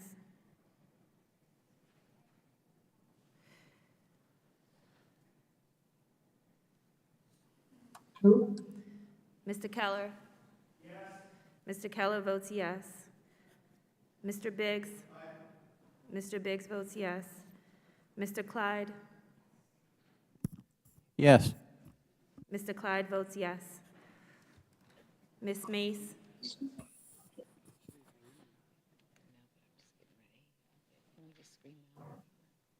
Mr. Franklin. Franklin, aye.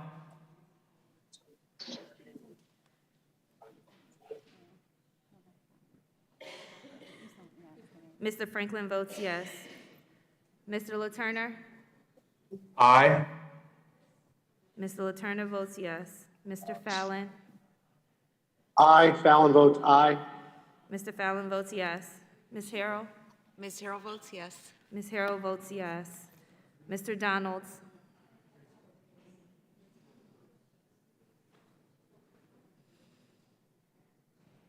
Mr. Donalds.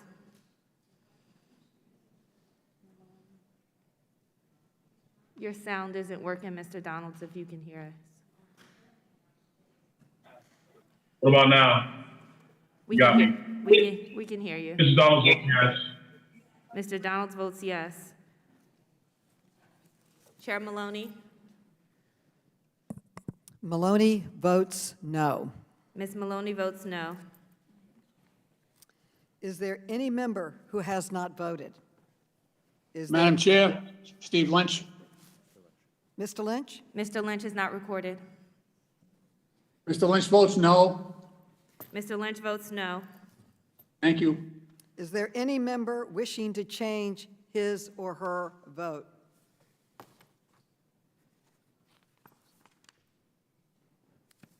The clerk will report the tally when ready.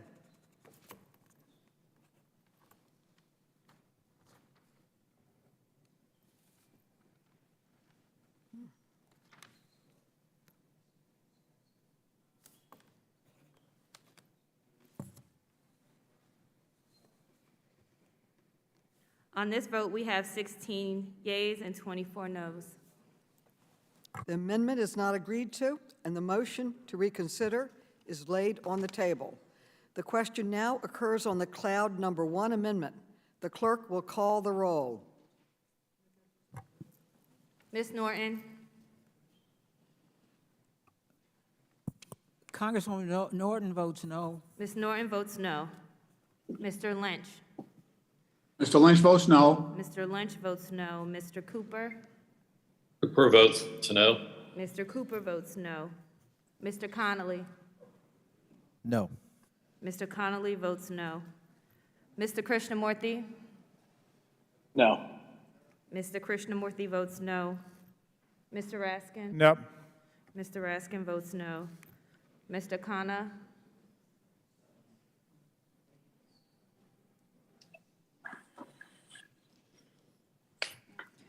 Mr. Mfume?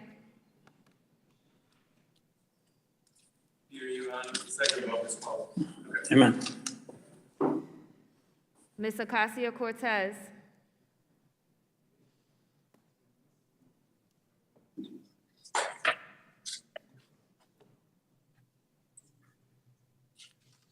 Ms. Tlaib? Tlaib votes no. Ms. Tlaib votes no. Ms. Porter? No. Ms. Porter votes no. Ms. Bush? Bush votes no. Ms. Bush votes no.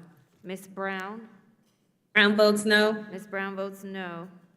Mr. Davis? Davis votes no. Mr. Davis votes no. Ms. Wasserman Schultz? Wasserman Schultz votes no. Ms. Wasserman Schultz votes no. Mr. Welch?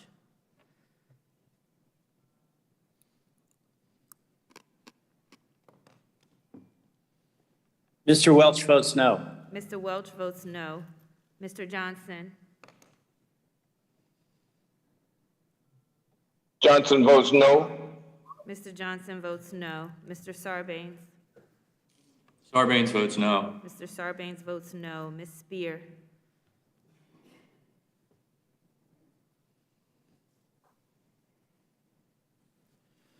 Ms. Kelly?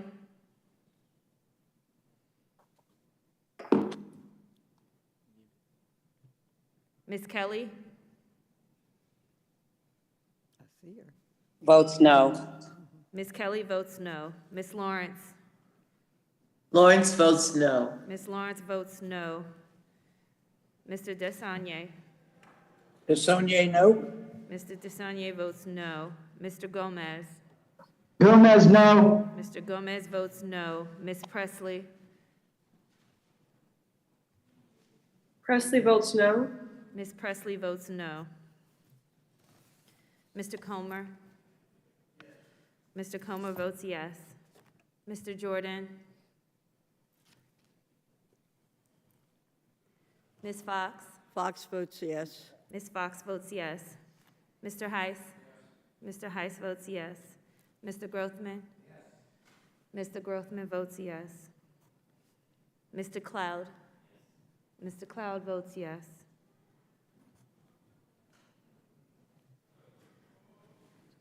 Mr. Gibbs? Mr. Gibbs votes yes. Mr. Higgins? Yes. Mr. Higgins votes yes. Mr. Norman? Mr. Norman votes yes. Mr. Sessions?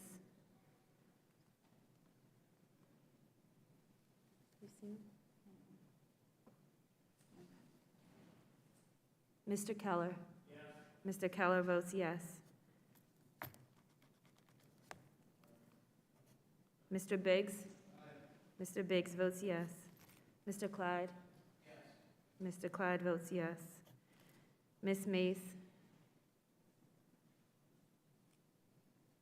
Mr. Franklin?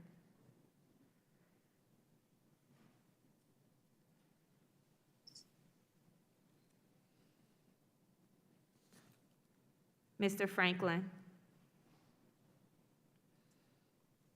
Franklin, aye. Mr. Franklin votes yes. Mr. LaTurner? Aye. Ms. LaTurner votes yes. Mr. Fallon? Fallon votes yes. Mr. Fallon votes yes. Ms. Harrell? Ms. Harrell votes yes. Ms. Harrell votes yes. Mr. Donalds? Yes. Mr. Donalds votes yes. Ms. Maloney?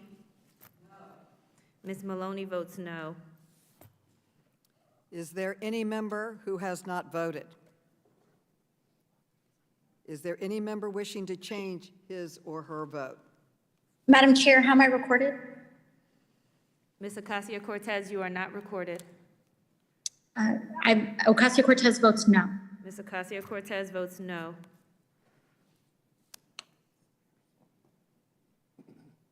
Is there any member wishing to change his or her vote? Or who has not voted? The clerk will report the tally when ready.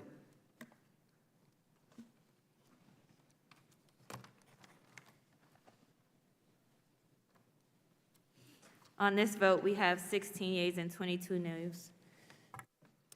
The amendment is not agreed to, and the motion to reconsider is laid on the table. The question now occurs on cloud number 2 amendment. The clerk will call the roll. Ms. Norton? Ms. Norton votes no. Ms. Norton votes no. Mr. Lynch? Mr. Lynch votes no. Mr. Lynch votes no. Mr. Cooper? Cooper votes no. Mr. Cooper votes no. Mr. Connolly? Nay. Mr. Connolly votes no. Mr. Krishnamurthy? No.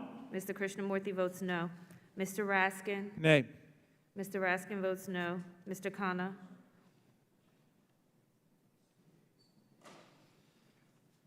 Mr. Mfume? Ms. Ocasio-Cortez?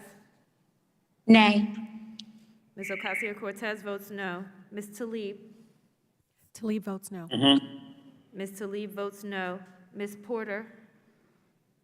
No. Ms. Porter votes no. Ms. Bush? Bush votes no. Ms. Bush votes no. Ms. Brown? Brown votes no. Ms. Brown votes no. Mr. Davis? Davis votes no. Mr. Davis votes no. Ms. Wasserman Schultz? Wasserman Schultz votes no. Ms. Wasserman Schultz votes no. Mr. Welch? Mr. Welch votes no. Mr. Welch votes no. Mr. Johnson?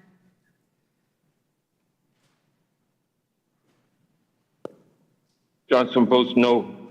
Mr. Johnson votes no. Mr. Sarbanes? Sarbanes votes no. Mr. Sarbanes votes no. Ms. Spear? Ms. Kelly? Kelly votes no. Ms. Kelly votes no. Ms. Lawrence?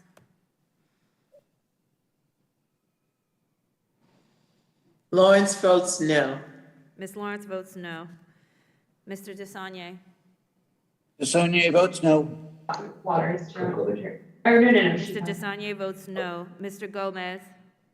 Gomez no. Mr. Gomez votes no. Ms. Presley? Presley votes no. Ms. Presley votes no. Mr. Comer? Mr. Comer votes yes. Mr. Jordan? Ms. Fox? Fox votes yes. Ms. Fox votes yes. Mr. Heiss? Mr. Heiss votes yes. Mr. Grothman? Mr. Grothman votes yes. Mr. Cloud? Mr. Cloud votes yes. Mr. Gibbs? Mr. Gibbs votes yes. Mr. Higgins? Mr. Higgins votes yes. Mr. Norman? Mr. Norman votes yes. Mr. Sessions?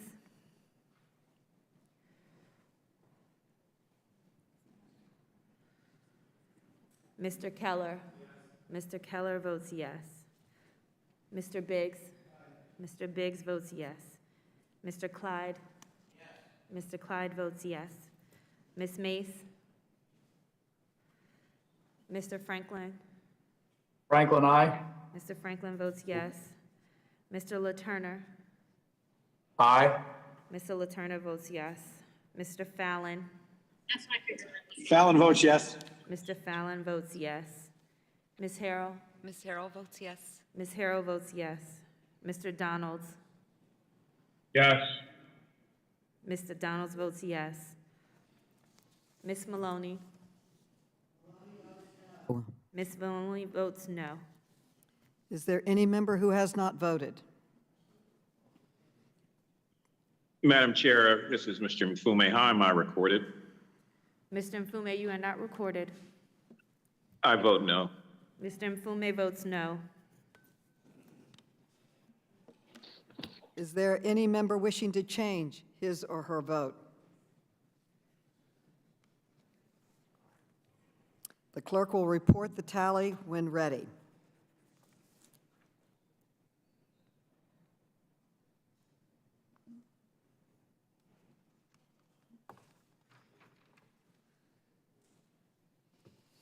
On this vote, we have 16 yeas and 23 nays. The amendment is not agreed to. Po- The motion to po- reconsider po- is laid Point on of the order, table. Madam Chair. Our records, we may have made a mistake. Our records had a different total for the Democrats, for the no votes. Is that, are we sure that's right? 23, is that what you said?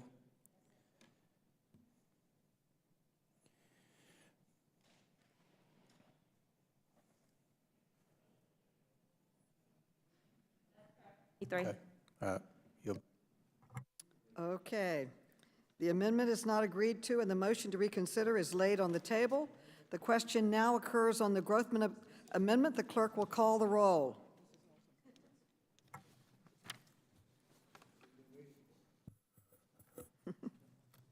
Ms. Norton? Ms. Norton votes no. Ms. Norton votes no. Mr. Lynch?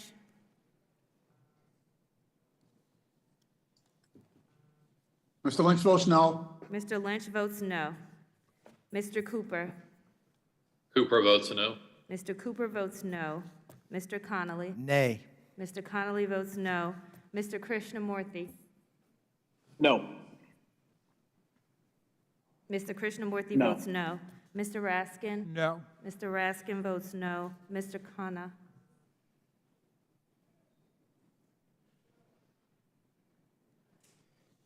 Mr. Mfume?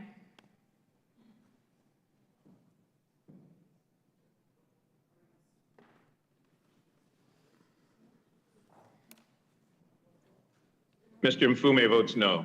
Mr. Mfume votes no. Ms. Ocasio-Cortez? Nay. Ms. Ocasio-Cortez votes no. Ms. Tlaib?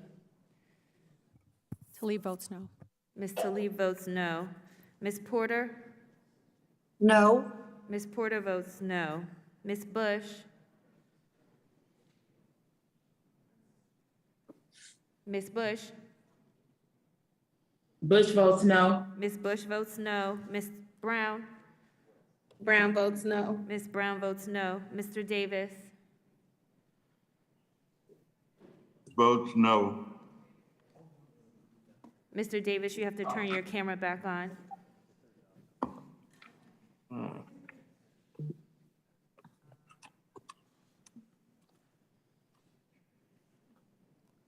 Ms. Wasserman Schultz? Wasserman Schultz votes no. Right, almost. Ms. Wasserman Schultz votes no. no. Mr. Davis votes no. Mr. Welch? Mr. Welch votes no. Mr. Welch votes no. Mr. Johnson? Johnson votes no. Mr. Johnson votes no. Mr. Sarbanes? Sarbanes votes no. Mr. Sarbanes votes no. Ms. Spear? Ms. Kelly? Kelly votes no. Ms. Kelly votes no. Ms. Lawrence?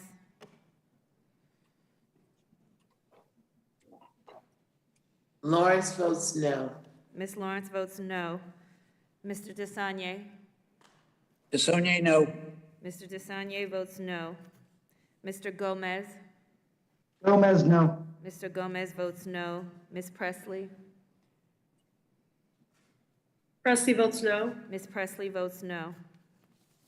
Mr. Comer? Mr. Comer votes yes.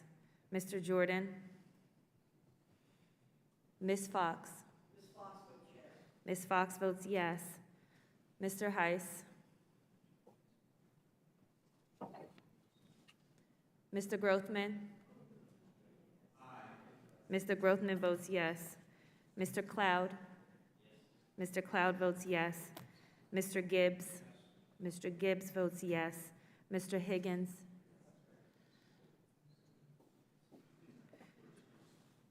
Mr. Heiss votes yes. Mr. Higgins? Mr. Higgins votes yes. Mr. Norman? Mr. Norman votes yes. Mr. Sessions?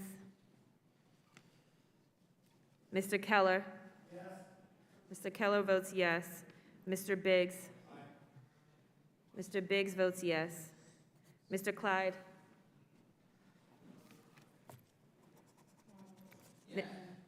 Mr. Clyde votes yes. Ms. Mace? Mr. Franklin?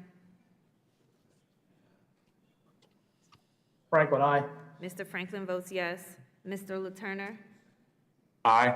Mr. LaTurner votes yes. Mr. Fallon? Fallon votes yes. Mr. Fallon votes yes. Ms. Harrell?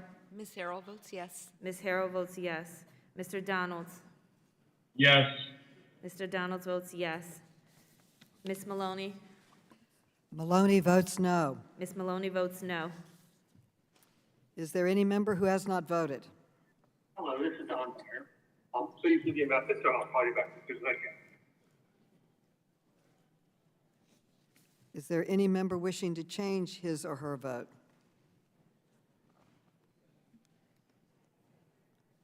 The clerk will report the tally when ready.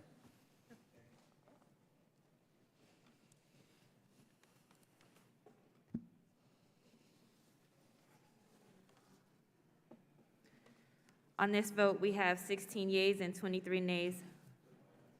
The amendment is not agreed to. The motion to reconsider is laid on the table.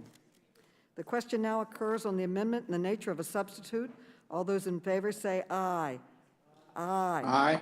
Aye. All those opposed say no. In the opinion of the chair, the ayes have it, and the amendment in the nature of a substitute is agreed to. The question now occurs on favorably reporting H.R. 4176 as amended. The clerk will call the roll.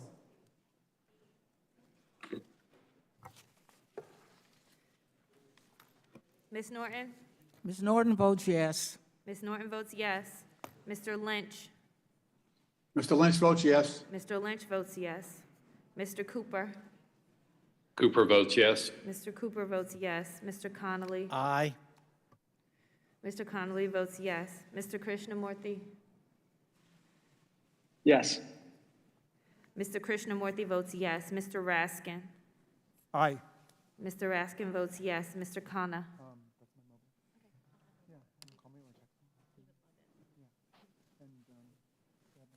Mr. Mfume?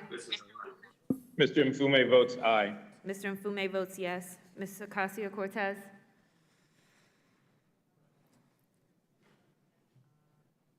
Ocasio-Cortez votes yes. Ms. Ocasio-Cortez votes yes. Ms. Tlaib? Tlaib votes yes. Ms. Tlaib votes yes. Ms. Porter? Yes. Ms. Porter votes yes. Ms. Bush? Bush votes yes. Ms. Bush votes yes. Ms. Brown? Yes. Ms. Brown votes yes. Mr. Davis? Davis votes yes. Mr. Davis votes yes. Ms. Wasserman Schultz?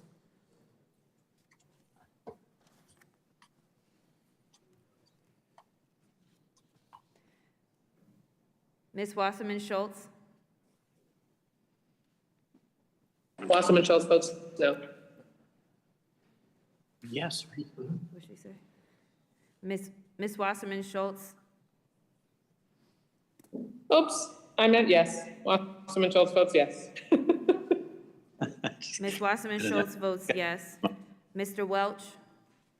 Mr. Welch votes yes. Mr. Welch votes yes. Mr. Johnson? Can I get on? Yeah. Great. Mr. Sarbanes? Sarbanes votes yes. Mr. Sarbanes votes yes. Ms. Spear? Ms. Kelly? Kelly votes aye. Ms. Kelly votes yes. Ms. Lawrence? Lawrence votes yes. Ms. Lawrence votes yes. Mr. DeSagne? DeSagne, aye. Mr. DeSagne votes yes. Mr. Gomez? Gomez, aye. Mr. Gomez votes yes. Ms. Presley? Presley votes yes. Ms. Presley votes yes. Mr. Comer? No. Mr. Comer votes no. Mr. Jordan? Ms. Fox? Fox votes no. Ms. Fox votes no. Mr. Heiss? No. Mr. Heiss votes no. Mr. Grothman? Mr. Grothman votes no. Mr. Cloud? Mr. Cloud votes no. Mr. Gibbs? Mr. Gibbs votes no. Mr. Higgins? No. Mr. Higgins votes no. Mr. Norman? No. Mr. Norman votes no. Mr. Sessions?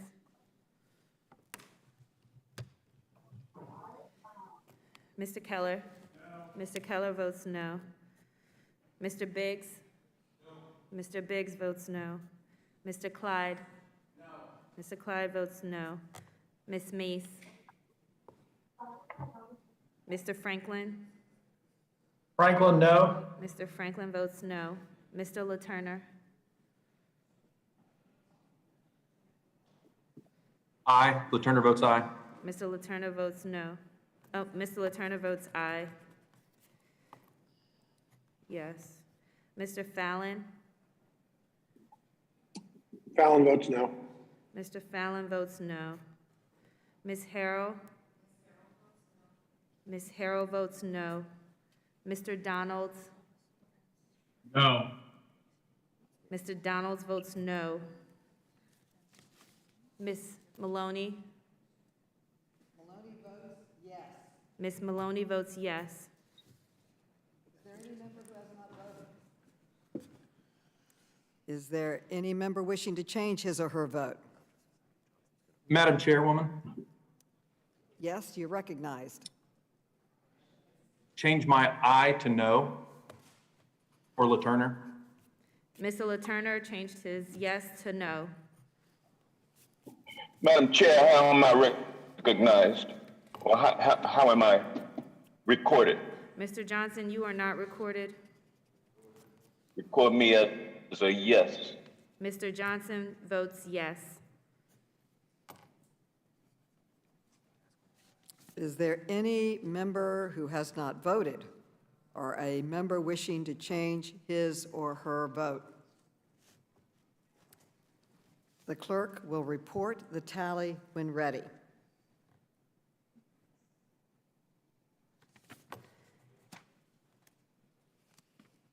On this vote, we have 23 yeas and 16 nays. H.R. 4176 shall be favorably reported to the House. Without objection, a motion to reconsider is laid on the table. Staff is also authorized to make technical and conforming changes to the matters considered by the committee in this markup. Okay. And we will now move on to H.R. 7951. I call up H.R. 7951, the Telework Metrics and Cost Savings Act. The clerk will report the bill, which was distributed in advance.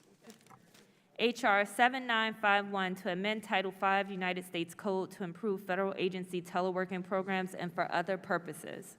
Without objection, the bill is considered read and open to amendment at any point. The chair recognizes herself to offer an amendment in the nature of a substitute, copies of which have been distributed electronically to all members in advance. The clerk will report the amendment. Amendment in the nature of a substitute to H.R. 7951 offered by Ms. Maloney of New York. Without objection, the amendment is considered read and will serve as the base text for the purposes of amendment.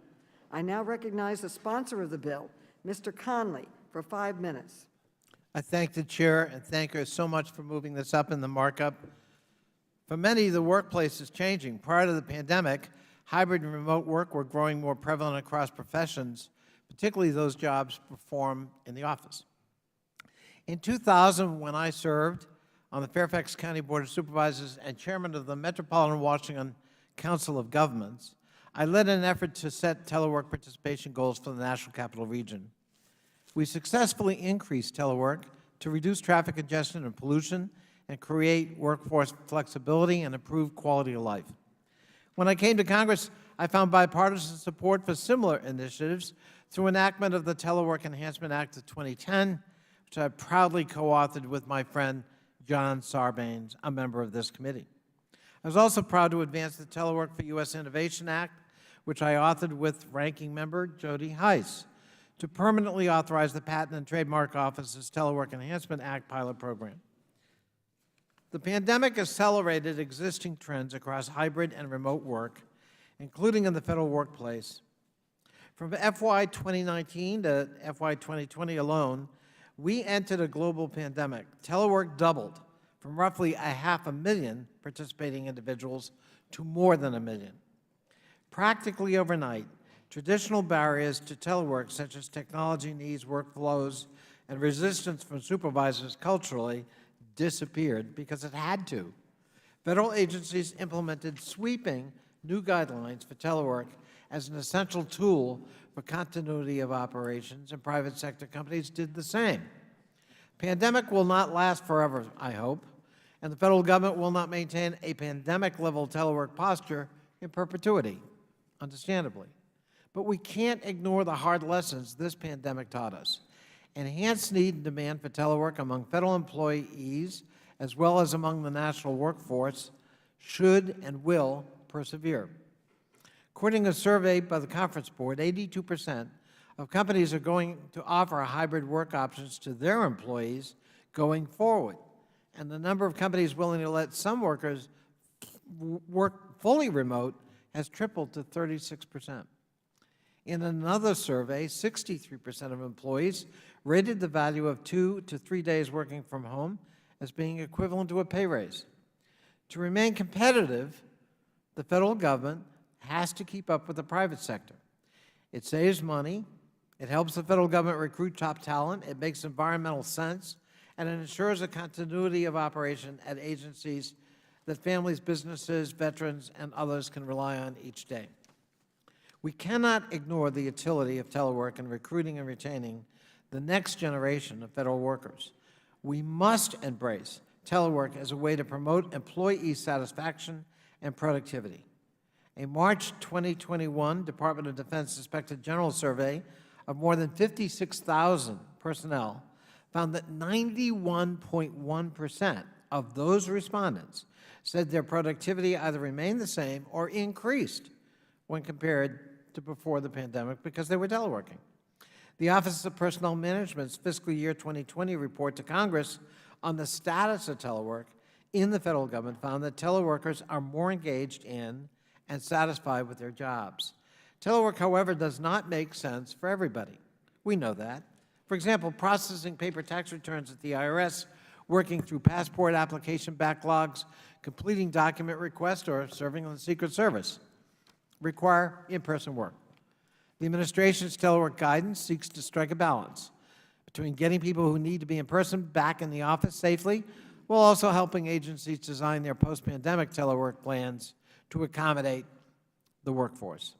The Telework Metrics and Cost Savings Act would further those goals by leveraging lessons learned during the pandemic. The bill will help attract and retain top talent to federal service, regardless of location. Specifically, it would reform the administration of federal telework by standardizing and collecting federal agency data on the use and expansion of telework, developing and implementing telework data reliability plans in line with recent findings from GAO, developing supervisor and manager training to oversee telework, and enhancing guidance to help agencies manage their telework programs. It will also promote transparency and accountability by reporting annually to OPM on goals and priorities, to report to Congress and OPM within 30 days if the agency head has the intention to reduce telework. It would track cost savings achieved through the expansion of telework. It would ensure that managers and supervisors complete required telework training, and it would consistently review and update existing telework guidance. The bill also clarifies the definition of telework, ensures that remote work is considered a form of teleworking, as was the intent of the original bill in 2010. Importantly, this bill also requires agencies to report on cases when the spouses of military or foreign service officer employees apply for telework and when those requests for telework are denied. These denials of telework are growing increasingly common, and they are consequential.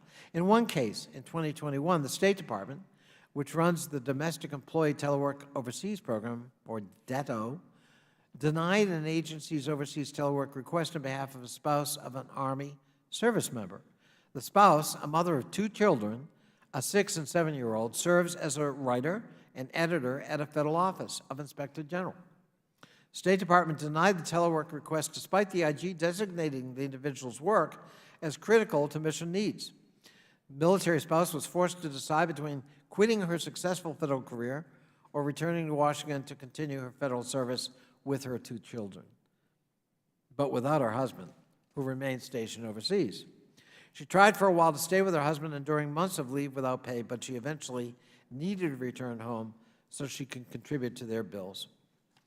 In a recent email to my office, this individual said she remains heartbroken that her husband will not see his children grow, and we are not there to support him as he serves his country, all for want of teleworking.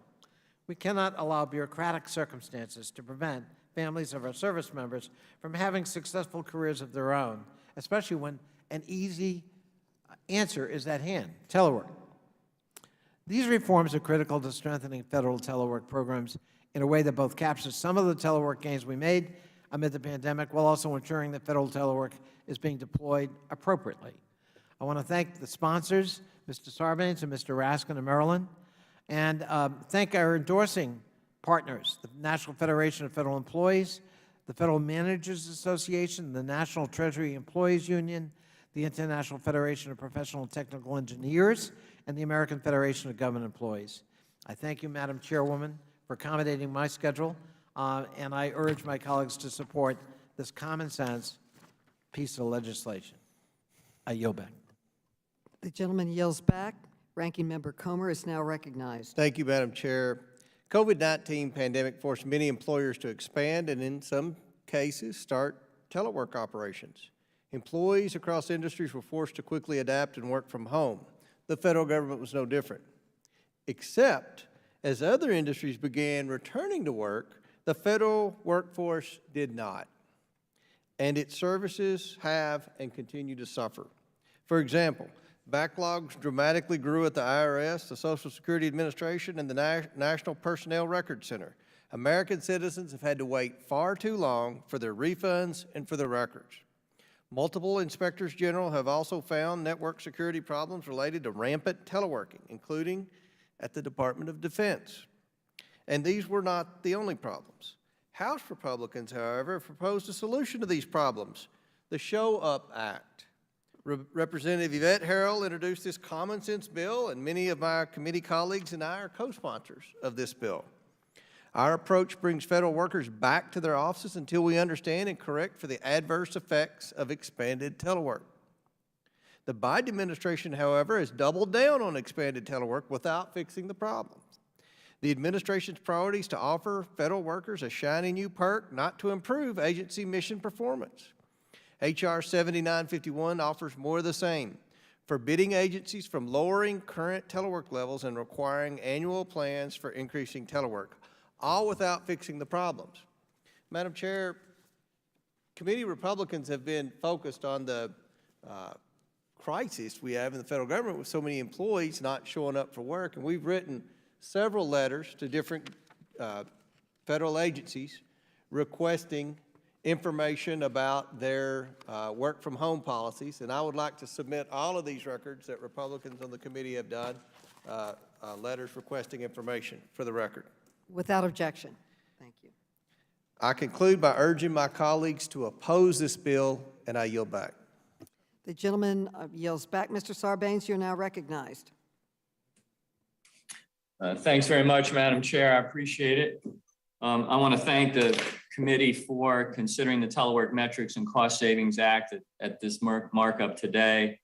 I was extremely proud to introduce the legislation with Chairman Connolly as an update to the Telework Enhancement Act we worked together on with other members of this committee to author and enact back in 2010. Let me just stop again and thank Congressman Connolly for his work in this area. He's become the go-to expert on telework, and has been of a great service to the federal government as a result of that. So again, I want to thank him. Today's legislation provides a much overdue modernization of our federal telework law, as you've heard, to better reflect our current situation and leverage the lessons learned from the federal government's widespread use of telework during the coronavirus pandemic. The experience showed us not only how effective telework can be as a cost-saving and environmentally friendly practice, but also how critical its use can be as a recruitment tool, which Congressman Connolly just spoke to help attract and retain top talent in the federal service. The Telework Metrics and Cost Savings Act will build on these benefits by further strengthening agency telework programs and promoting additional data collection on their benefits, which is absolutely critical to inform our work as we move forward. In so doing, it will continue to strengthen the future of the federal workforce and the high quality services it provides to the American people. So thank you again for consideration of the bill today. I urge my colleagues to support the bill, and I yield back the balance of my time. The gentleman yields back. I now recognize myself to speak in support of H.R. 7951, the Telework Metrics and Cost Savings Act, a bill introduced by Government Operations Subcommittee Chairman Conley and Representative Sarbanes. The bill makes updates to current law and directs agencies to make efforts to expand telework eligibility where appropriate and regularly report the use of telework as well as its benefits to the government in the form of cost savings. Workplace flexibility is becoming a more common element in today's workforce, and the government must keep up to recruit and retain top talent. The ability to telework during the pandemic kept the government functioning during a crisis. However, about half of the federal workforce continued to report to their regular workstations throughout the pandemic because their duties could not be done remotely. We should be looking for the lessons from this experience by having agencies review job positions to assess if and where they can be more flexibility for telework. H.R. 7951 is a data-driven approach to modernizing the federal government's telework policy. It expands the current definitions of telework to include periodic and full-time telework arrangements and remote work. Agencies would be responsible for setting goals regarding the position of its workforce that should be telework eligible and developing methods to measure the cost savings associated with telework. Starting with current telework eligibility as a baseline, agencies would need to justify to Congress and the Office of Personnel Management any policy that would reduce eligibility and participation in telework. It also requires annual training for managers on telework policy compliance. The Chief Human Capital Officer at each agency would study and report on strategies for increased telework eligibility and participation and oversee the administration of the agency's telework policy. OPM would issue telework reporting guidance and provide regular reports on government-wide telework data, including cost savings. The bill also instructs OPM to develop a plan to improve data reliability, which would implement a recommendation from the Government Accountability Office. I want to thank Chairman Conley for his leadership and also Congressman Sarbanes for their work together on this bill that supports a dedicated effort by federal government to enhance telework eligibility for the workforce and provides better data about the effectiveness of telework policy. These reforms will help make the government a more competitive employer. I urge my colleagues to join me in support of this sensible legislation, and I yield back. And does anyone else seek recognition? Mr. Grothman, you're now recognized. I don't know where to insert this, but whenever I show up at this committee, I always have sympathy for the majority staff. So I did forward to the parliamentarian an article from the Israel National News, which concludes the correlation between mask usage and deaths was positive and significant.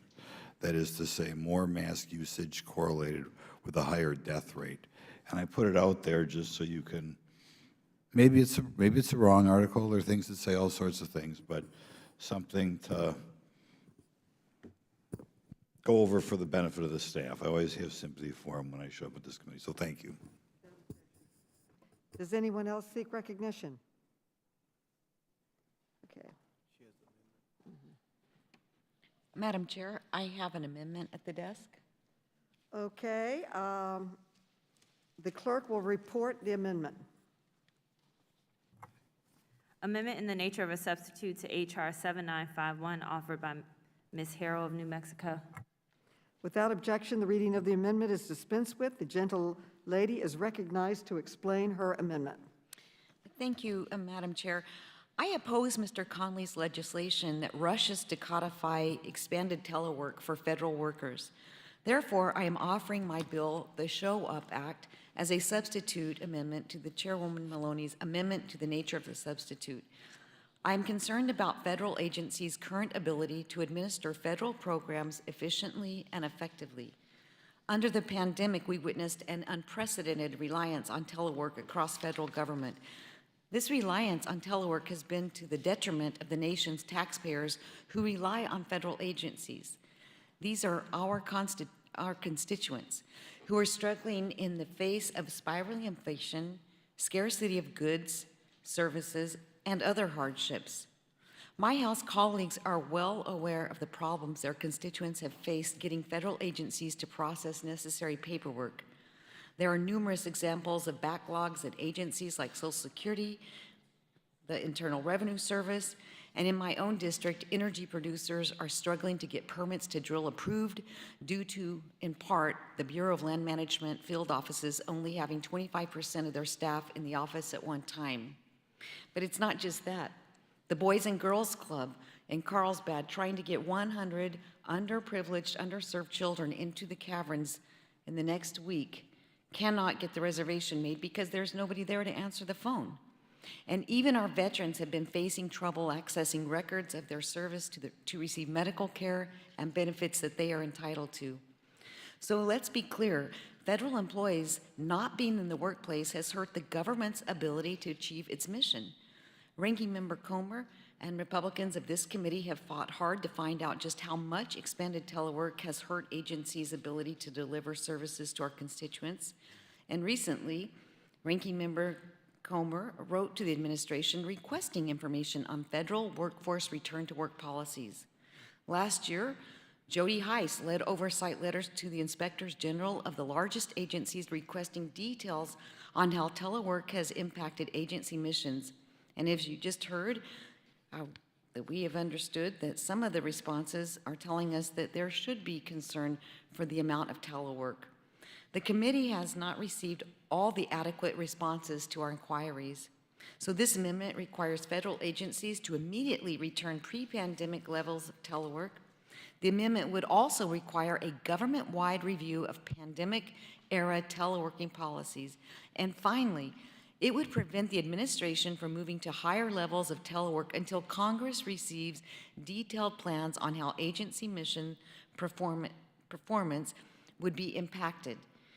And we can be assured then that the mission performance will improve and agency costs will be lowered. It is time to get the U.S. government back to work for the American people. I encourage my committee colleagues to vote in favor of this amendment. And, Ms. Chairman, I yield back. The gentlelady yields back. Mr. Conley is now recognized. I thank the chair. One does not quite know where to begin. This amendment would roll back and freeze until reports are provided to Congress, and presumably Congress would have to be satisfied with the findings of those reports, to the 2019 pre-pandemic level. Now, why would we do that? There are plenty of agencies, the Patent and Trade Organization is one of them, that have a very robust program of telework, and it works, and it's productive, and you've got high satisfaction and great productivity. I might add, for a crowd that likes to say the government ought to be run like a company, private company, I guess except when it comes to telework, because most private companies, especially large private companies that are successful, are actually moving in the direction of more telework, not less, especially after the pandemic. They also get it that younger generations that are, born with technology like fish to water can't get away with retracting telework. They've actually got to accommodate it and expand it. And we need to do that too if we're going to replace the huge bulge of anticipated retirees in the federal workforce over the next few years. Somewhere between 400,000 and 600,000 federal employees are going to retire. Telework can be an extraordinary tool, especially when it comes to continuity of operations. The complaints Ms. Harrell has given us about some federal agencies not dealing with backlogs or not being able to deal with customer service isn't because of telework, it's because of something called COVID-19. People died. And I might say, it's one thing to express concern about the operations of a federal agency, but when there was a bill called the CHI bill, named after my constituent who died from COVID because of lack of protocols in the workplace, that bill was blocked from suspension on the floor by the other side of the aisle. You can't have it both ways. You can't complain they're not open and do nothing about making sure they're safe. And there are lots of examples where federal agencies caught up once it was safer to return to work. Passport backlogs, I might add, IRS and Social Security, were getting out direct payments to Americans during the height of the pandemic to make sure that families could stay together. They weren't evicted, there was food on the table, bills were being paid. Those are federal employees. There are limits all over the place in terms of how many people are allowed in one caravan, including Carlsbad Caves. For safety reasons. People are still getting COVID in droves. People are still dying from COVID in America. So protecting the public is not a trivial thing. But telework is something we need to regularize, encourage. We recognize not all jobs lend themselves to telework. I went through a litany of some. We recognize that. We're not saying everybody can or should telework, and we're not saying everyone who is eligible should do it every day. But I can tell you, as somebody who headed one of the largest local governments in America, I instituted a telework program back in 2000. It is vibrant to this very day, and productivity and customer satisfaction are very high. We can make that work in the federal government as well. We should. We need to take cognizance of the potential of this technology, and we need to be realistic about the demands the next generation of would-be federal employees are going to put on the workplace. I thank the chair. Will gentlemen yield for the last 40 seconds? Of course. I just wanted to punctuate your last point, that all the evidence is that when you implement telework well, you actually increase efficiency and productivity.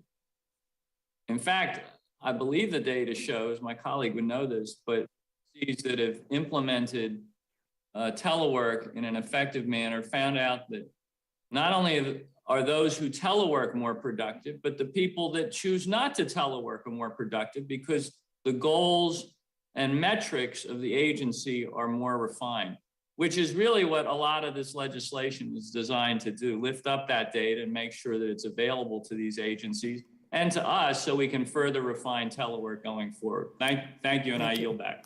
Gentleman yields back. Mr. Comer, you are now recognized. Mr. Heiss?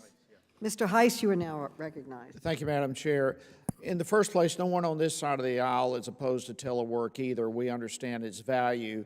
But as the last gentleman just spoke to, telework works when it is done well.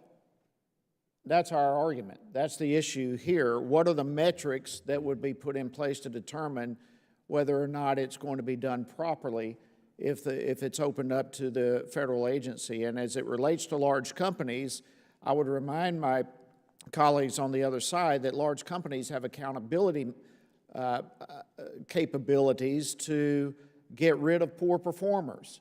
We are exceedingly lacking in that capacity in the federal government, and so when we already have that type of a problem, I view it as a problem.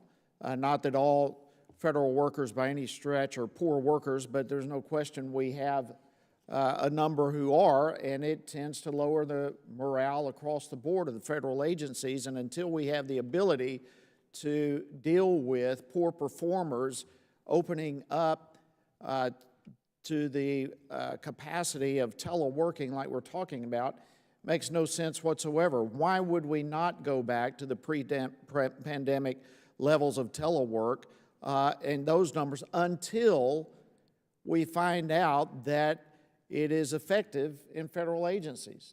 I think this is a great amendment that Ms. Harrell has brought to the table.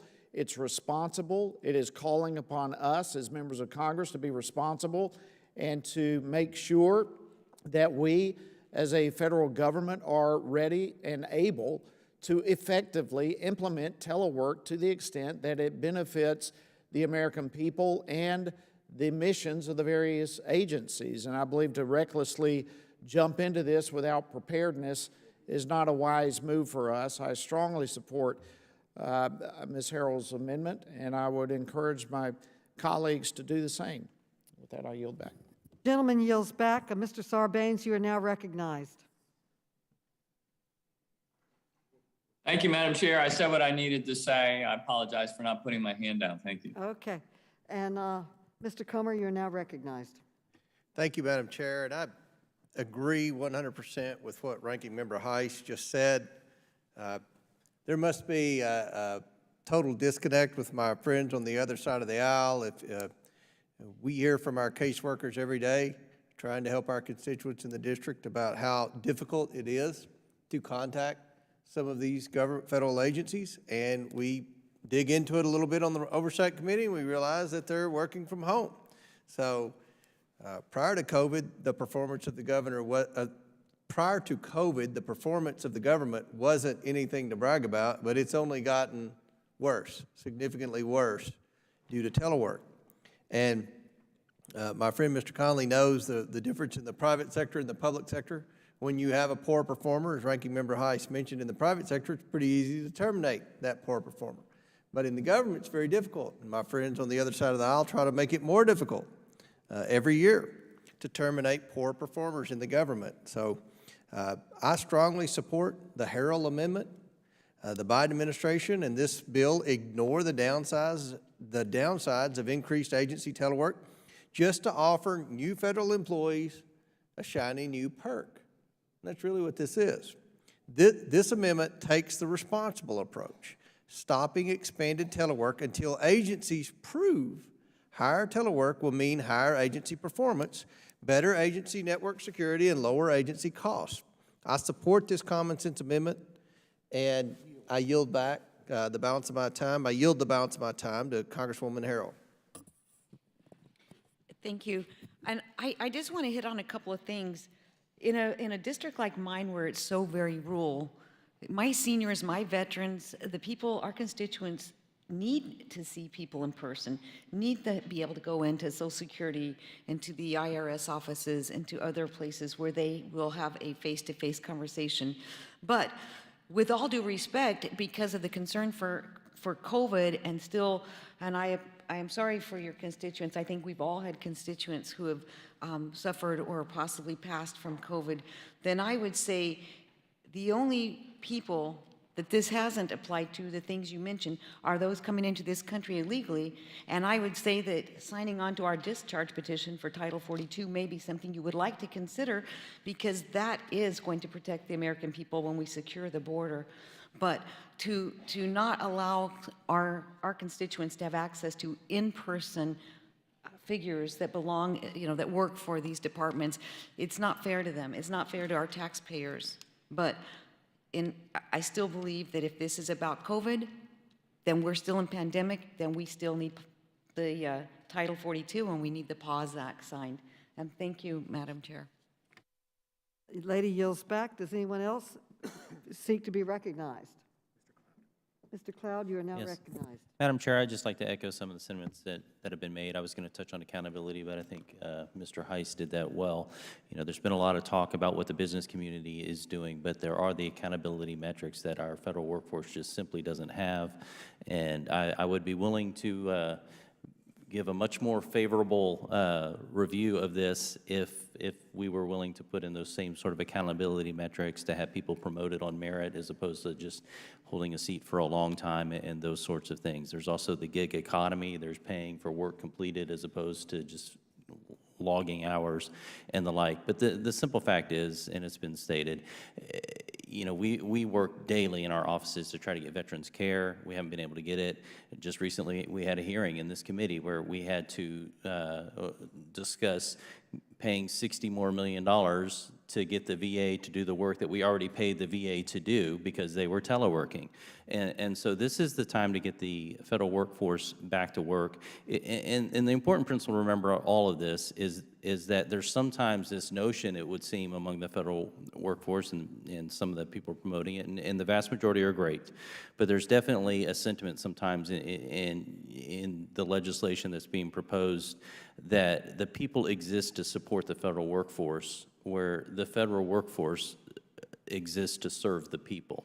And so while we want to be competitive and all those sorts of things, we need to also look at efficiencies. We need to look at a workforce that promotes productivity, efficiency, accountability, and all those sorts of things. And it's notable that we're having this without even having had a hearing on it. Like, it would be good for us to bring in GAO or OPM or OMB and actually look at data. Let's spend some time looking at data and see where and when.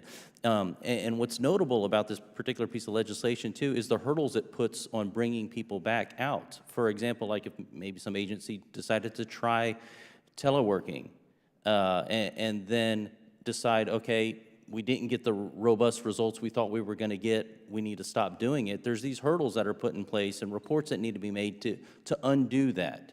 And again, that doesn't serve the American people well. What that does is it caters to a federal workforce, which over the last 2 years have not been doing their best work.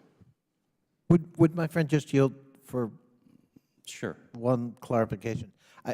Our subcommittee has held several hearings on the future of the federal workforce and technology-related things, in which telework is usually extensively discussed.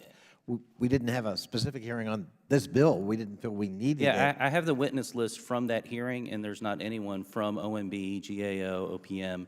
There's no federal agency represented, no head of any federal agency represented. So, you know, we had the, U.S. Chamber of Commerce Foundation, a couple lobby groups, you know, so, yeah, let's go. I don't know what hearing, I mean, I don't have to listen in front of The future of the federal workforce hearing. But we've had GAO multiple times talking about telework, talking about technology, the deployment of technology. In concept, yes, but as far as us looking at the data to say whether or not this is productive or not, I think it would be helpful for us to have a hearing specifically on this topic, especially if we're going to try to implement something on such a broad scale and put hurdles for undoing it. You know, that's really concerning to me. You know, again, I come back to the idea of the federal workforce exists to serve the people. And so there's already a robust set of benefits that right now, federal workforce, on average, for the same amount of work in the federal workforce, they make more than people in the private sector. They have a better set of benefits than they do in the private sector. And so we want to be competitive so we can attract the best people, but at the same time, we have to keep in mind the people footing the bill back home. Thank you. Now I yield back. The gentleman yields back. Does anyone else seek recognition? Madam Chairman, I seek unanimous, a unanimous request, consent request. I ask unanimous consent that two documents, one extolling the value of telework in the state of Arizona for Arizona public employees be entered into the record, and a similar statement for the state of Georgia, talking about the value of telework for the workforce, public workforce in Georgia, be entered into the record. I thank the chair. I now recognize, seeing no one else seeking recognition, I now recognize myself in opposition to the amendment.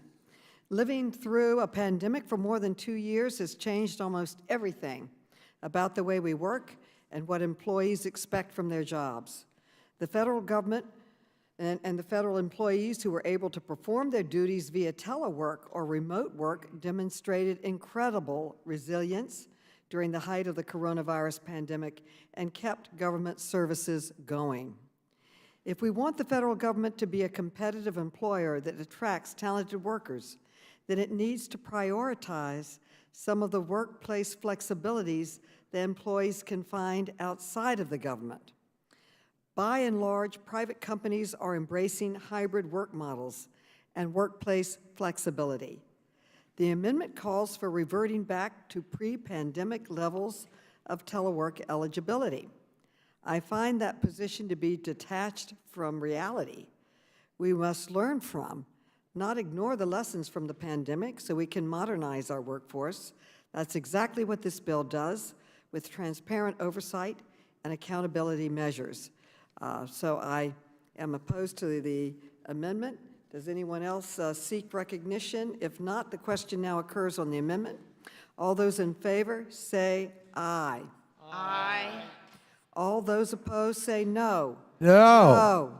In the opinion of the chair, the noes have it and the amendment is not adopted. Madam Chair, I'd like to request the yeas and nays. A recorded vote has been requested. A recorded vote is so ordered and pursuant to Clause 2 of Rule 11 and Committee Rule 5B. Proceedings on the amendment are postponed. Is there further amendment or discussion? Madam Chair.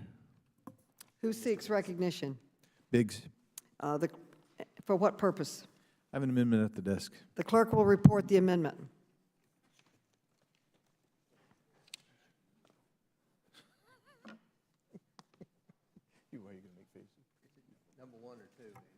Number one or two? Number one. I'm sorry. Amendment to the amendment in the nature of a substitute to H.R. 7951, offered by Mr. Biggs of Arizona. Without objection, the reading of the amendment is dispensed with. The gentleman is recognized to explain his amendment. Thank you, Madam Chair. You know, anybody watching the experience of remote voting in this, and frankly, any other committee in Congress, will no doubt question the wisdom of remote employment. You know, a significant plurality of teleworkers already believe that teleworking is tantamount to a pay increase. So by working at home, they feel like they have a pay increase, and in many respects they do. So what this amendment does is it limits the eligibility of certain teleworking employees for locality-based pay increases. Current OPM guidance documents state that, quote, certain locations-based pay entitlements, such as locality pay, are based on the location of the employee's official work site associated with the employee's position of record, close quote. For employees covered by a telework agreement, the official work site is still considered to be that office location, as long as the employee is scheduled to, quote, report physically at least twice each biweekly pay period on a regular and recurring basis to their regular work site, close quote. That means that employees are compensated for working in high-cost areas even when they are not necessarily physically working in high-cost areas for as much as 80% of their scheduled working hours. Bureaucrats based in Washington, D.C., for instance, are paid a premium of 31.53% more than the base general schedule pay. Even when these bureaucrats work from home for 4 days each week, the American taxpayers are still on the hook for as much as $40,000 more for each employee each year. Even when these bureaucrats choose to live in a lower-cost part of the country, which many of them do and can. And while the bureaucrats are working from home, the backlogs at their official work sites continue to pile up, as has been explained by Mr. Comer, Ms. Harrell, and others today. My amendment ensures that American taxpayers are getting what they pay for.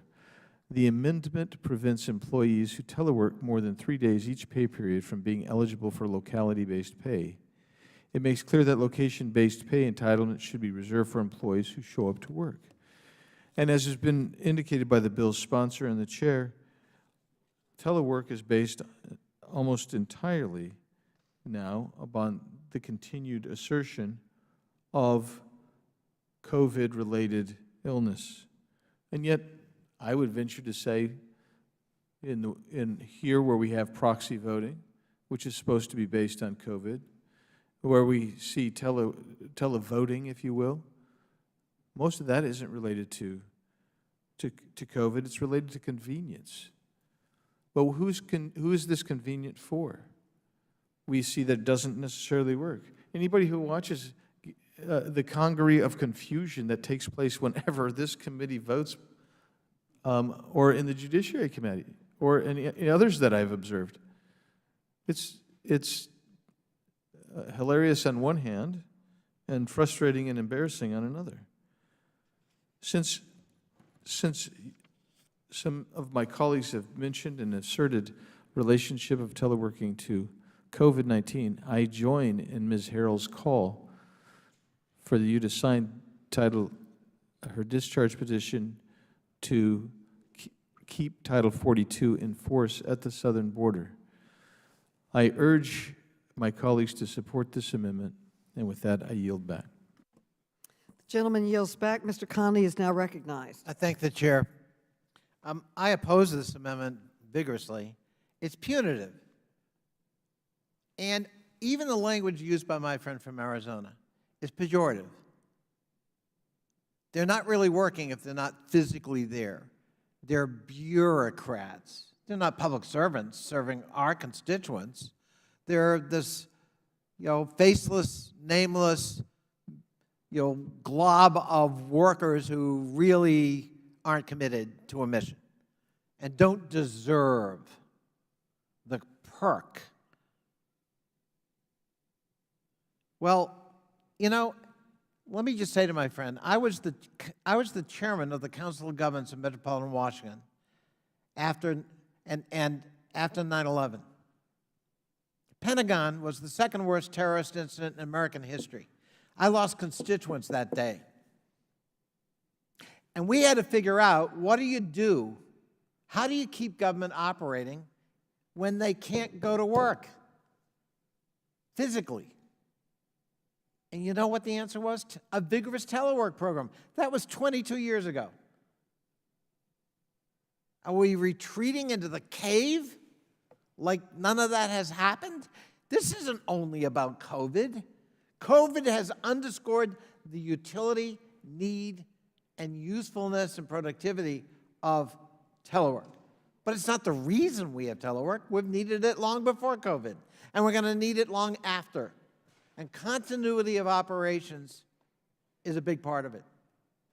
But let me also say to my colleagues, there's a really disturbing tenor of this discussion that seems to diminish and undervalue the contribution our brave public servants make. And I'll give you one category. During this pandemic, postal workers, thank God we had bipartisan cooperation on postal reform. They showed up every day. They couldn't telework. 600,000 of them, and hundreds died. Tens of thousands got COVID. And every one of us expected them to be delivering to us every day. It was the one constant in our lives during the real dark days of COVID and this pandemic. We have brave public servants who've been serving the public during COVID, putting themselves at risk. And I think we gotta be careful about the language we're choosing, the message we're sending.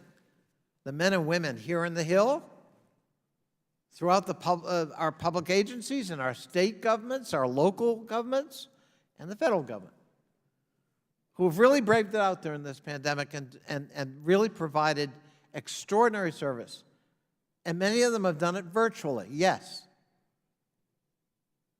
And they got their jobs done. They served the public under the most extraordinary circumstances we've faced in 100 years, not since the great influenza of 1917 and 1918. So I urge my colleagues to reject the amendment and to elevate the contribution of our federal public servants who deserve respect from this committee, of all committees, and deserve respect from the Congress that serves them and oversees their work as well. The gentleman yield. Who is asking? Gentleman yield.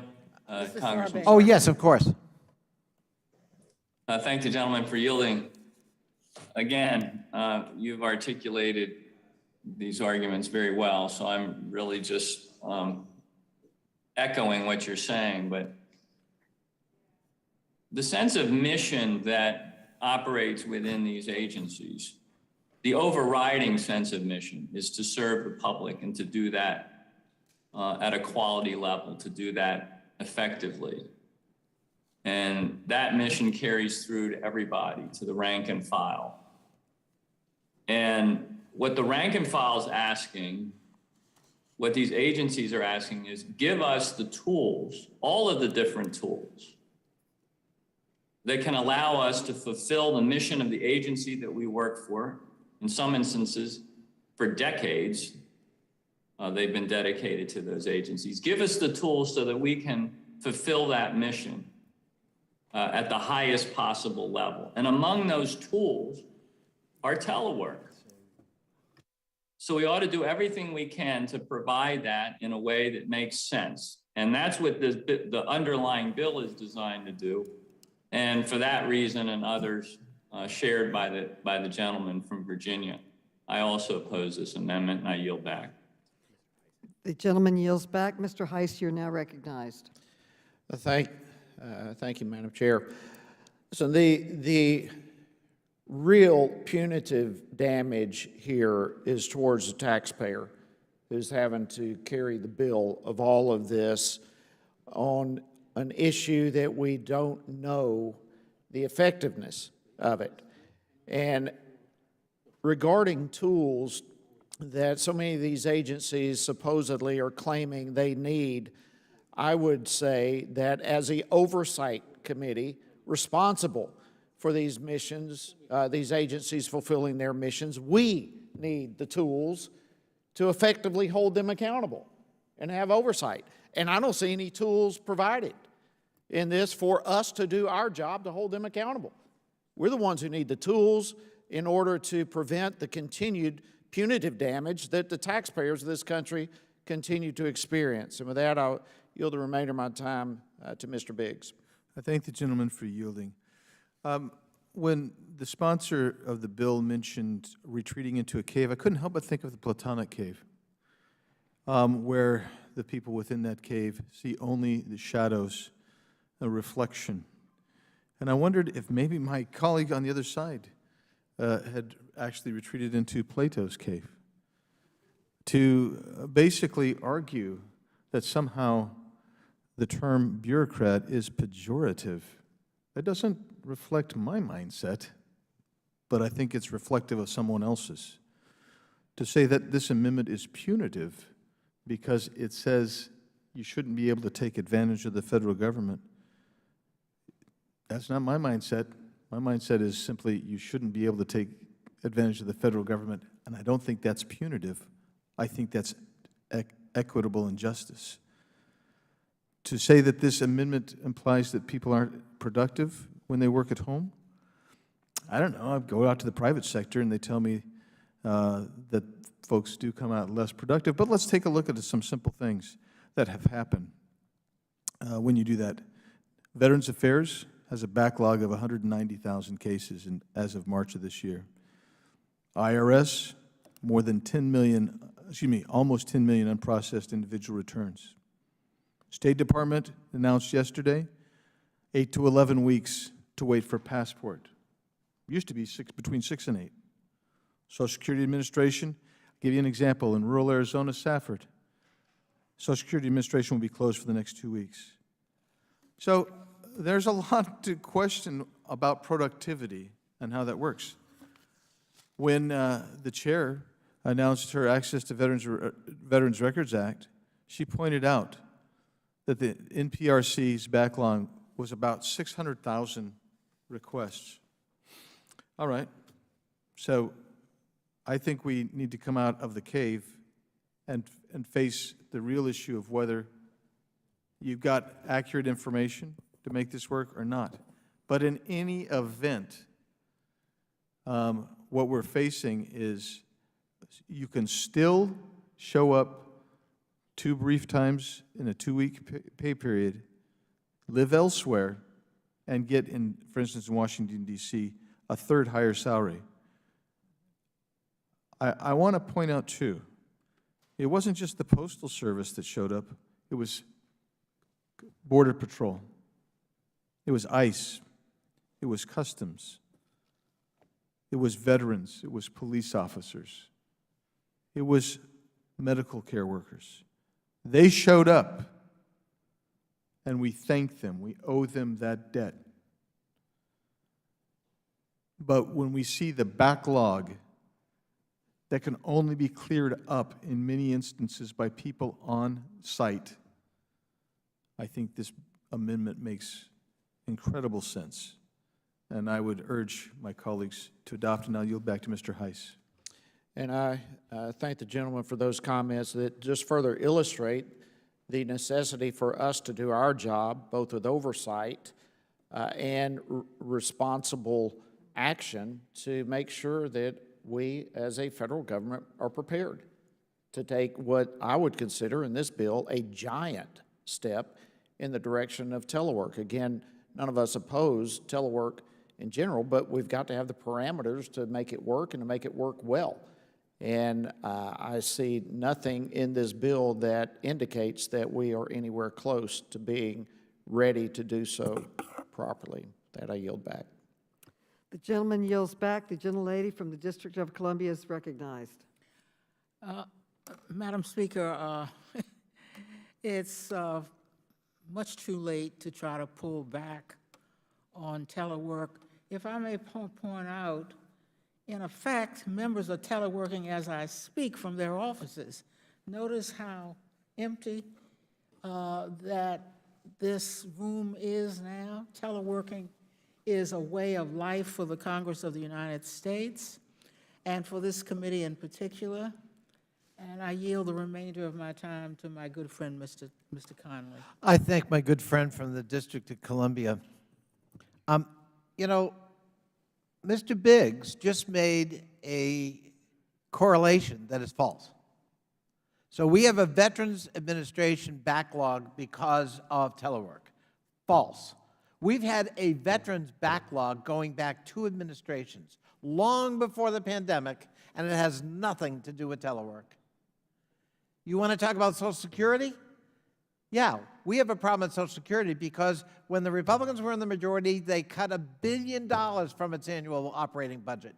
Thousands of employees had to be let go or positions not filled.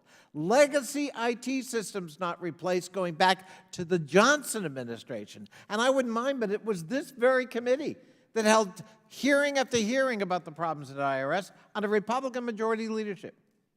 All documented. Having nothing to do with telework, nothing to do with COVID-19 for that matter. We could go down federal agencies. So to assert that there's a backlog because of telework is a completely false narrative and a correlation that does not exist, nor was it meant to exist. If we want federal agencies to be efficient and productive, telework's got to be part of their mission. Not in a mindless way, not in a way that is not overseen, but it's got to be pursued. And it is a tool that can serve our interests in terms of continuity of operations, in terms of productivity, in terms of recruitment and retention of the next generation of federal employees, unless you don't care about that. Would the gentleman yield? Briefly. Yes. Well, actually, I would, but I have to ask the permission of the delegate. Would the gentlelady yield?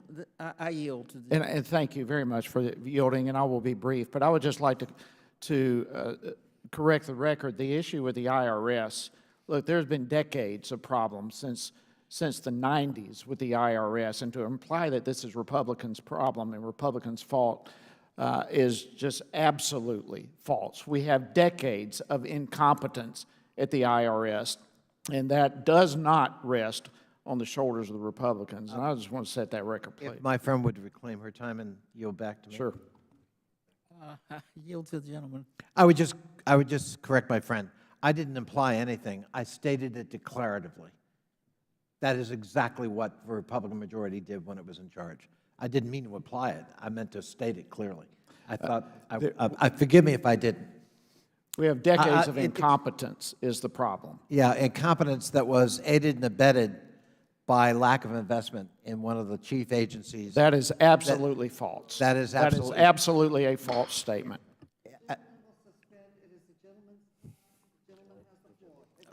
Reclaiming my time. Yes, thank my friend. I yield back. Who else seeks recognition? Madam Chair. Mr. Comer, you're now recognized. Well, I strongly support this amendment. Republicans have repeatedly expressed to the Biden administration our concern that increased federal teleworking has led to excessive locality pay for employees working far away from their official workstations. The Biden administration has refused to correct that problem, but this amendment would. I support this common sense amendment by Representative Biggs and would be happy to yield him any additional time if he needs any. You know, Mr. Comer, Mr. Connolly and I could end up ping-ponging this thing back and forth for hours, and I don't think that that really will accomplish anything. I think votes are locked in. And so with that, I appreciate your willingness to yield to me. So, for the record, I think Mr. Biggs has won this ping-pong match, if anybody cares about my opinion, Mr. Godley. But, Madam Chair, I yield back. The gentleman yields back. Does anyone else seek recognition? I recognize myself, and I speak in opposition to this amendment. This amendment would effectively penalize federal workers who live in high-cost regions and telework at some time during their pay period. This would certainly have the effect of reducing the number of workers who choose to telework if they are eligible, and that seems to be the intent of the amendment. This is in direct conflict with the intent of the bill, which is to expand telework eligibility in a systemic way so that the federal government can recruit and retain talented employees. Teleworking is working, and it is wrong to withhold pay for employees who are performing their jobs. I will say that in my district, which has sometimes been called the capital of the private sector in the United States, many private sector people and jobs are there, and I hear from them all the time that the only good thing that came out of COVID is that we learned how to telework, that we learned how to work through that pandemic, that we learned that we can telework in emergencies and efficiently. So I yield back my time. I oppose to this amendment, and we now, if there's no one else wishing to speak, the question now occurs on the amendment. All those in favor say aye. Aye. All those opposed say no. No. No.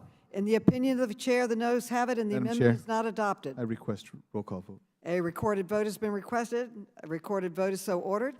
And pursuant to Clause 2 of Rule 11 and Committee Rule 5B, proceedings on the amendment are postponed. Is there further amendment or discussion? I do have another amendment at the desk, Madam Chair. Okay, the clerk will report the gentleman's amendment. Voting now, so I was-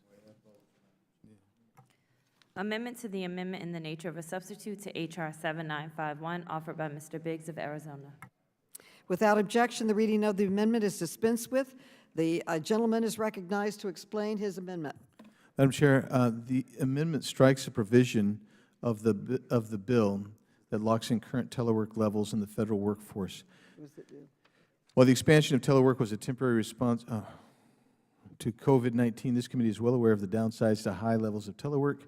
I've just iterated those, and I don't need to iterate those again. But it's not just the committee Republicans who have concerns with the level of agency productivity this extended telework period. Even the chair, and when announcing the introduction of the Access to Veterans Records Act, mentioned the 600,000 request backlog at the National Personnel Records Center. It would be a mistake to lock in high levels of telework across the federal government, especially since this bill also does not address any of the problems associated with it. I urge my colleagues to support this amendment. I'll yield back. Would my friend just yield for a question? I've yielded back, but I'm happy to retake if the chair. If we pretend we didn't hear that for a sec. Mr. Connolly. I'm confused what the amendment does, Mr. Biggs. If you could just elaborate. What exactly would be the effect of this if we adopted your If you went to page 9 of the ANS, you'd see lines 7 through 16 would be struck through. And what it would do, it would basically it would strike the provision. So when you strike that provision, that's the provision that locks in current federal telework levels. So we would be eliminating that lock-in. You follow me on that, Mr. Conley? So basically, you're getting rid of the provision that locks in the current telework levels. So, well, if I understand it correctly, Mr. Biggs, on page 9 of the bill, you would eliminate subsection H. Yes, that's right. Well, let me confirm before I speak that, because I got to get to page 9. So yes, sir. H. So by doing that, you're essentially eliminating our language that says an agency cannot reduce or otherwise limit the level of employees eligible to telework below levels at the date of enactment of this bill. So in other words, if we did what you want us to do, it would the ability of an agency to lower or increase the level of telework would be unrestricted.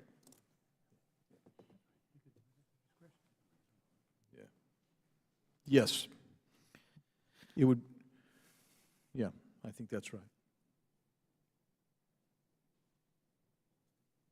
I thank my friend for his clarification. Certainly. Thank you. And this time I mean it, Madam Chair, I do yield back. Okay. Who else seeks recognition? Mr. Comer is now recognized. Thank you, Madam Chair. I just want to go on the record saying I strongly support the Biggs Amendment.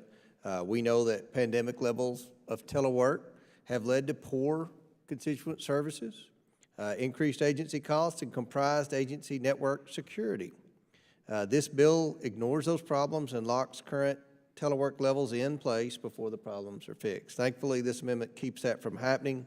I support this common sense amendment and urge my colleagues to vote yes. The gentleman yields back. Who else seeks recognition? Mr. Conley, you are now recognized. I thank the chair. I really appreciate Mr. Biggs's effort here, but the whole purpose of this bill is to expand telework, to encourage telework, to build it into the architecture of the federal workplace so that the benefits that accrue from it will be structurally available to us as we move forward and recruit and retain the workforce generation of the future. And so by taking that away, we could have a different administration that would take, real constrictive measures to do the very opposite. And that would defeat the whole purpose of the underlying bill. So while I appreciate Mr. Biggs, the spirit Mr. Biggs approaches this, it goes to the very heart of what we're trying to do, and I have to oppose the amendment. I thank the chair, and I yield back. The gentleman yields back. Does anyone else seek recognition? Madam Chair. Mr. Cloud? Mr. Clyde? Yes, from Georgia. Madam Chair, I support this amendment and I oppose H.R. 7951, which represents, in my opinion, the wrong approach to the future of telework in the federal workforce. The federal government's recent telework expansion has often led to poor service and lower network security as found by Inspector General. For instance, we have seen declines in customer service for taxpayers and for veterans at the Social Security Administration and the Internal Revenue Service and the National Personnel Record Center. And my constituent services have been inundated with requests simply because federal workers are not back to work. And that's hurting the constituents in Georgia's 9th District. And instead of returning the workforce to its official workplaces, the Biden administration and Representative, my esteemed colleague, Mr. Conley's H.R. 7951. It doubles down on the pandemic-era telework expansion by making it permanent. I disagree with that. I support this amendment, and I oppose H.R. 7951. And I yield back. Gentleman yields back. Does anyone else seek recognition? The question now occurs on the amendment. All those in favor say aye. Aye. All those opposed say no. No. In the opinion of the chair, the noes have it, and the amendment request a roll call, is please, Madam not Chair. adopted. A recorded vote has been requested. A recorded vote is so ordered, and pursuant to Clause 2 of Rule 11 and Committee Rule 5B, proceedings on the amendment are postponed. Votes have been called. In order to accommodate members voting, the committee will recess. The committee stands in recess.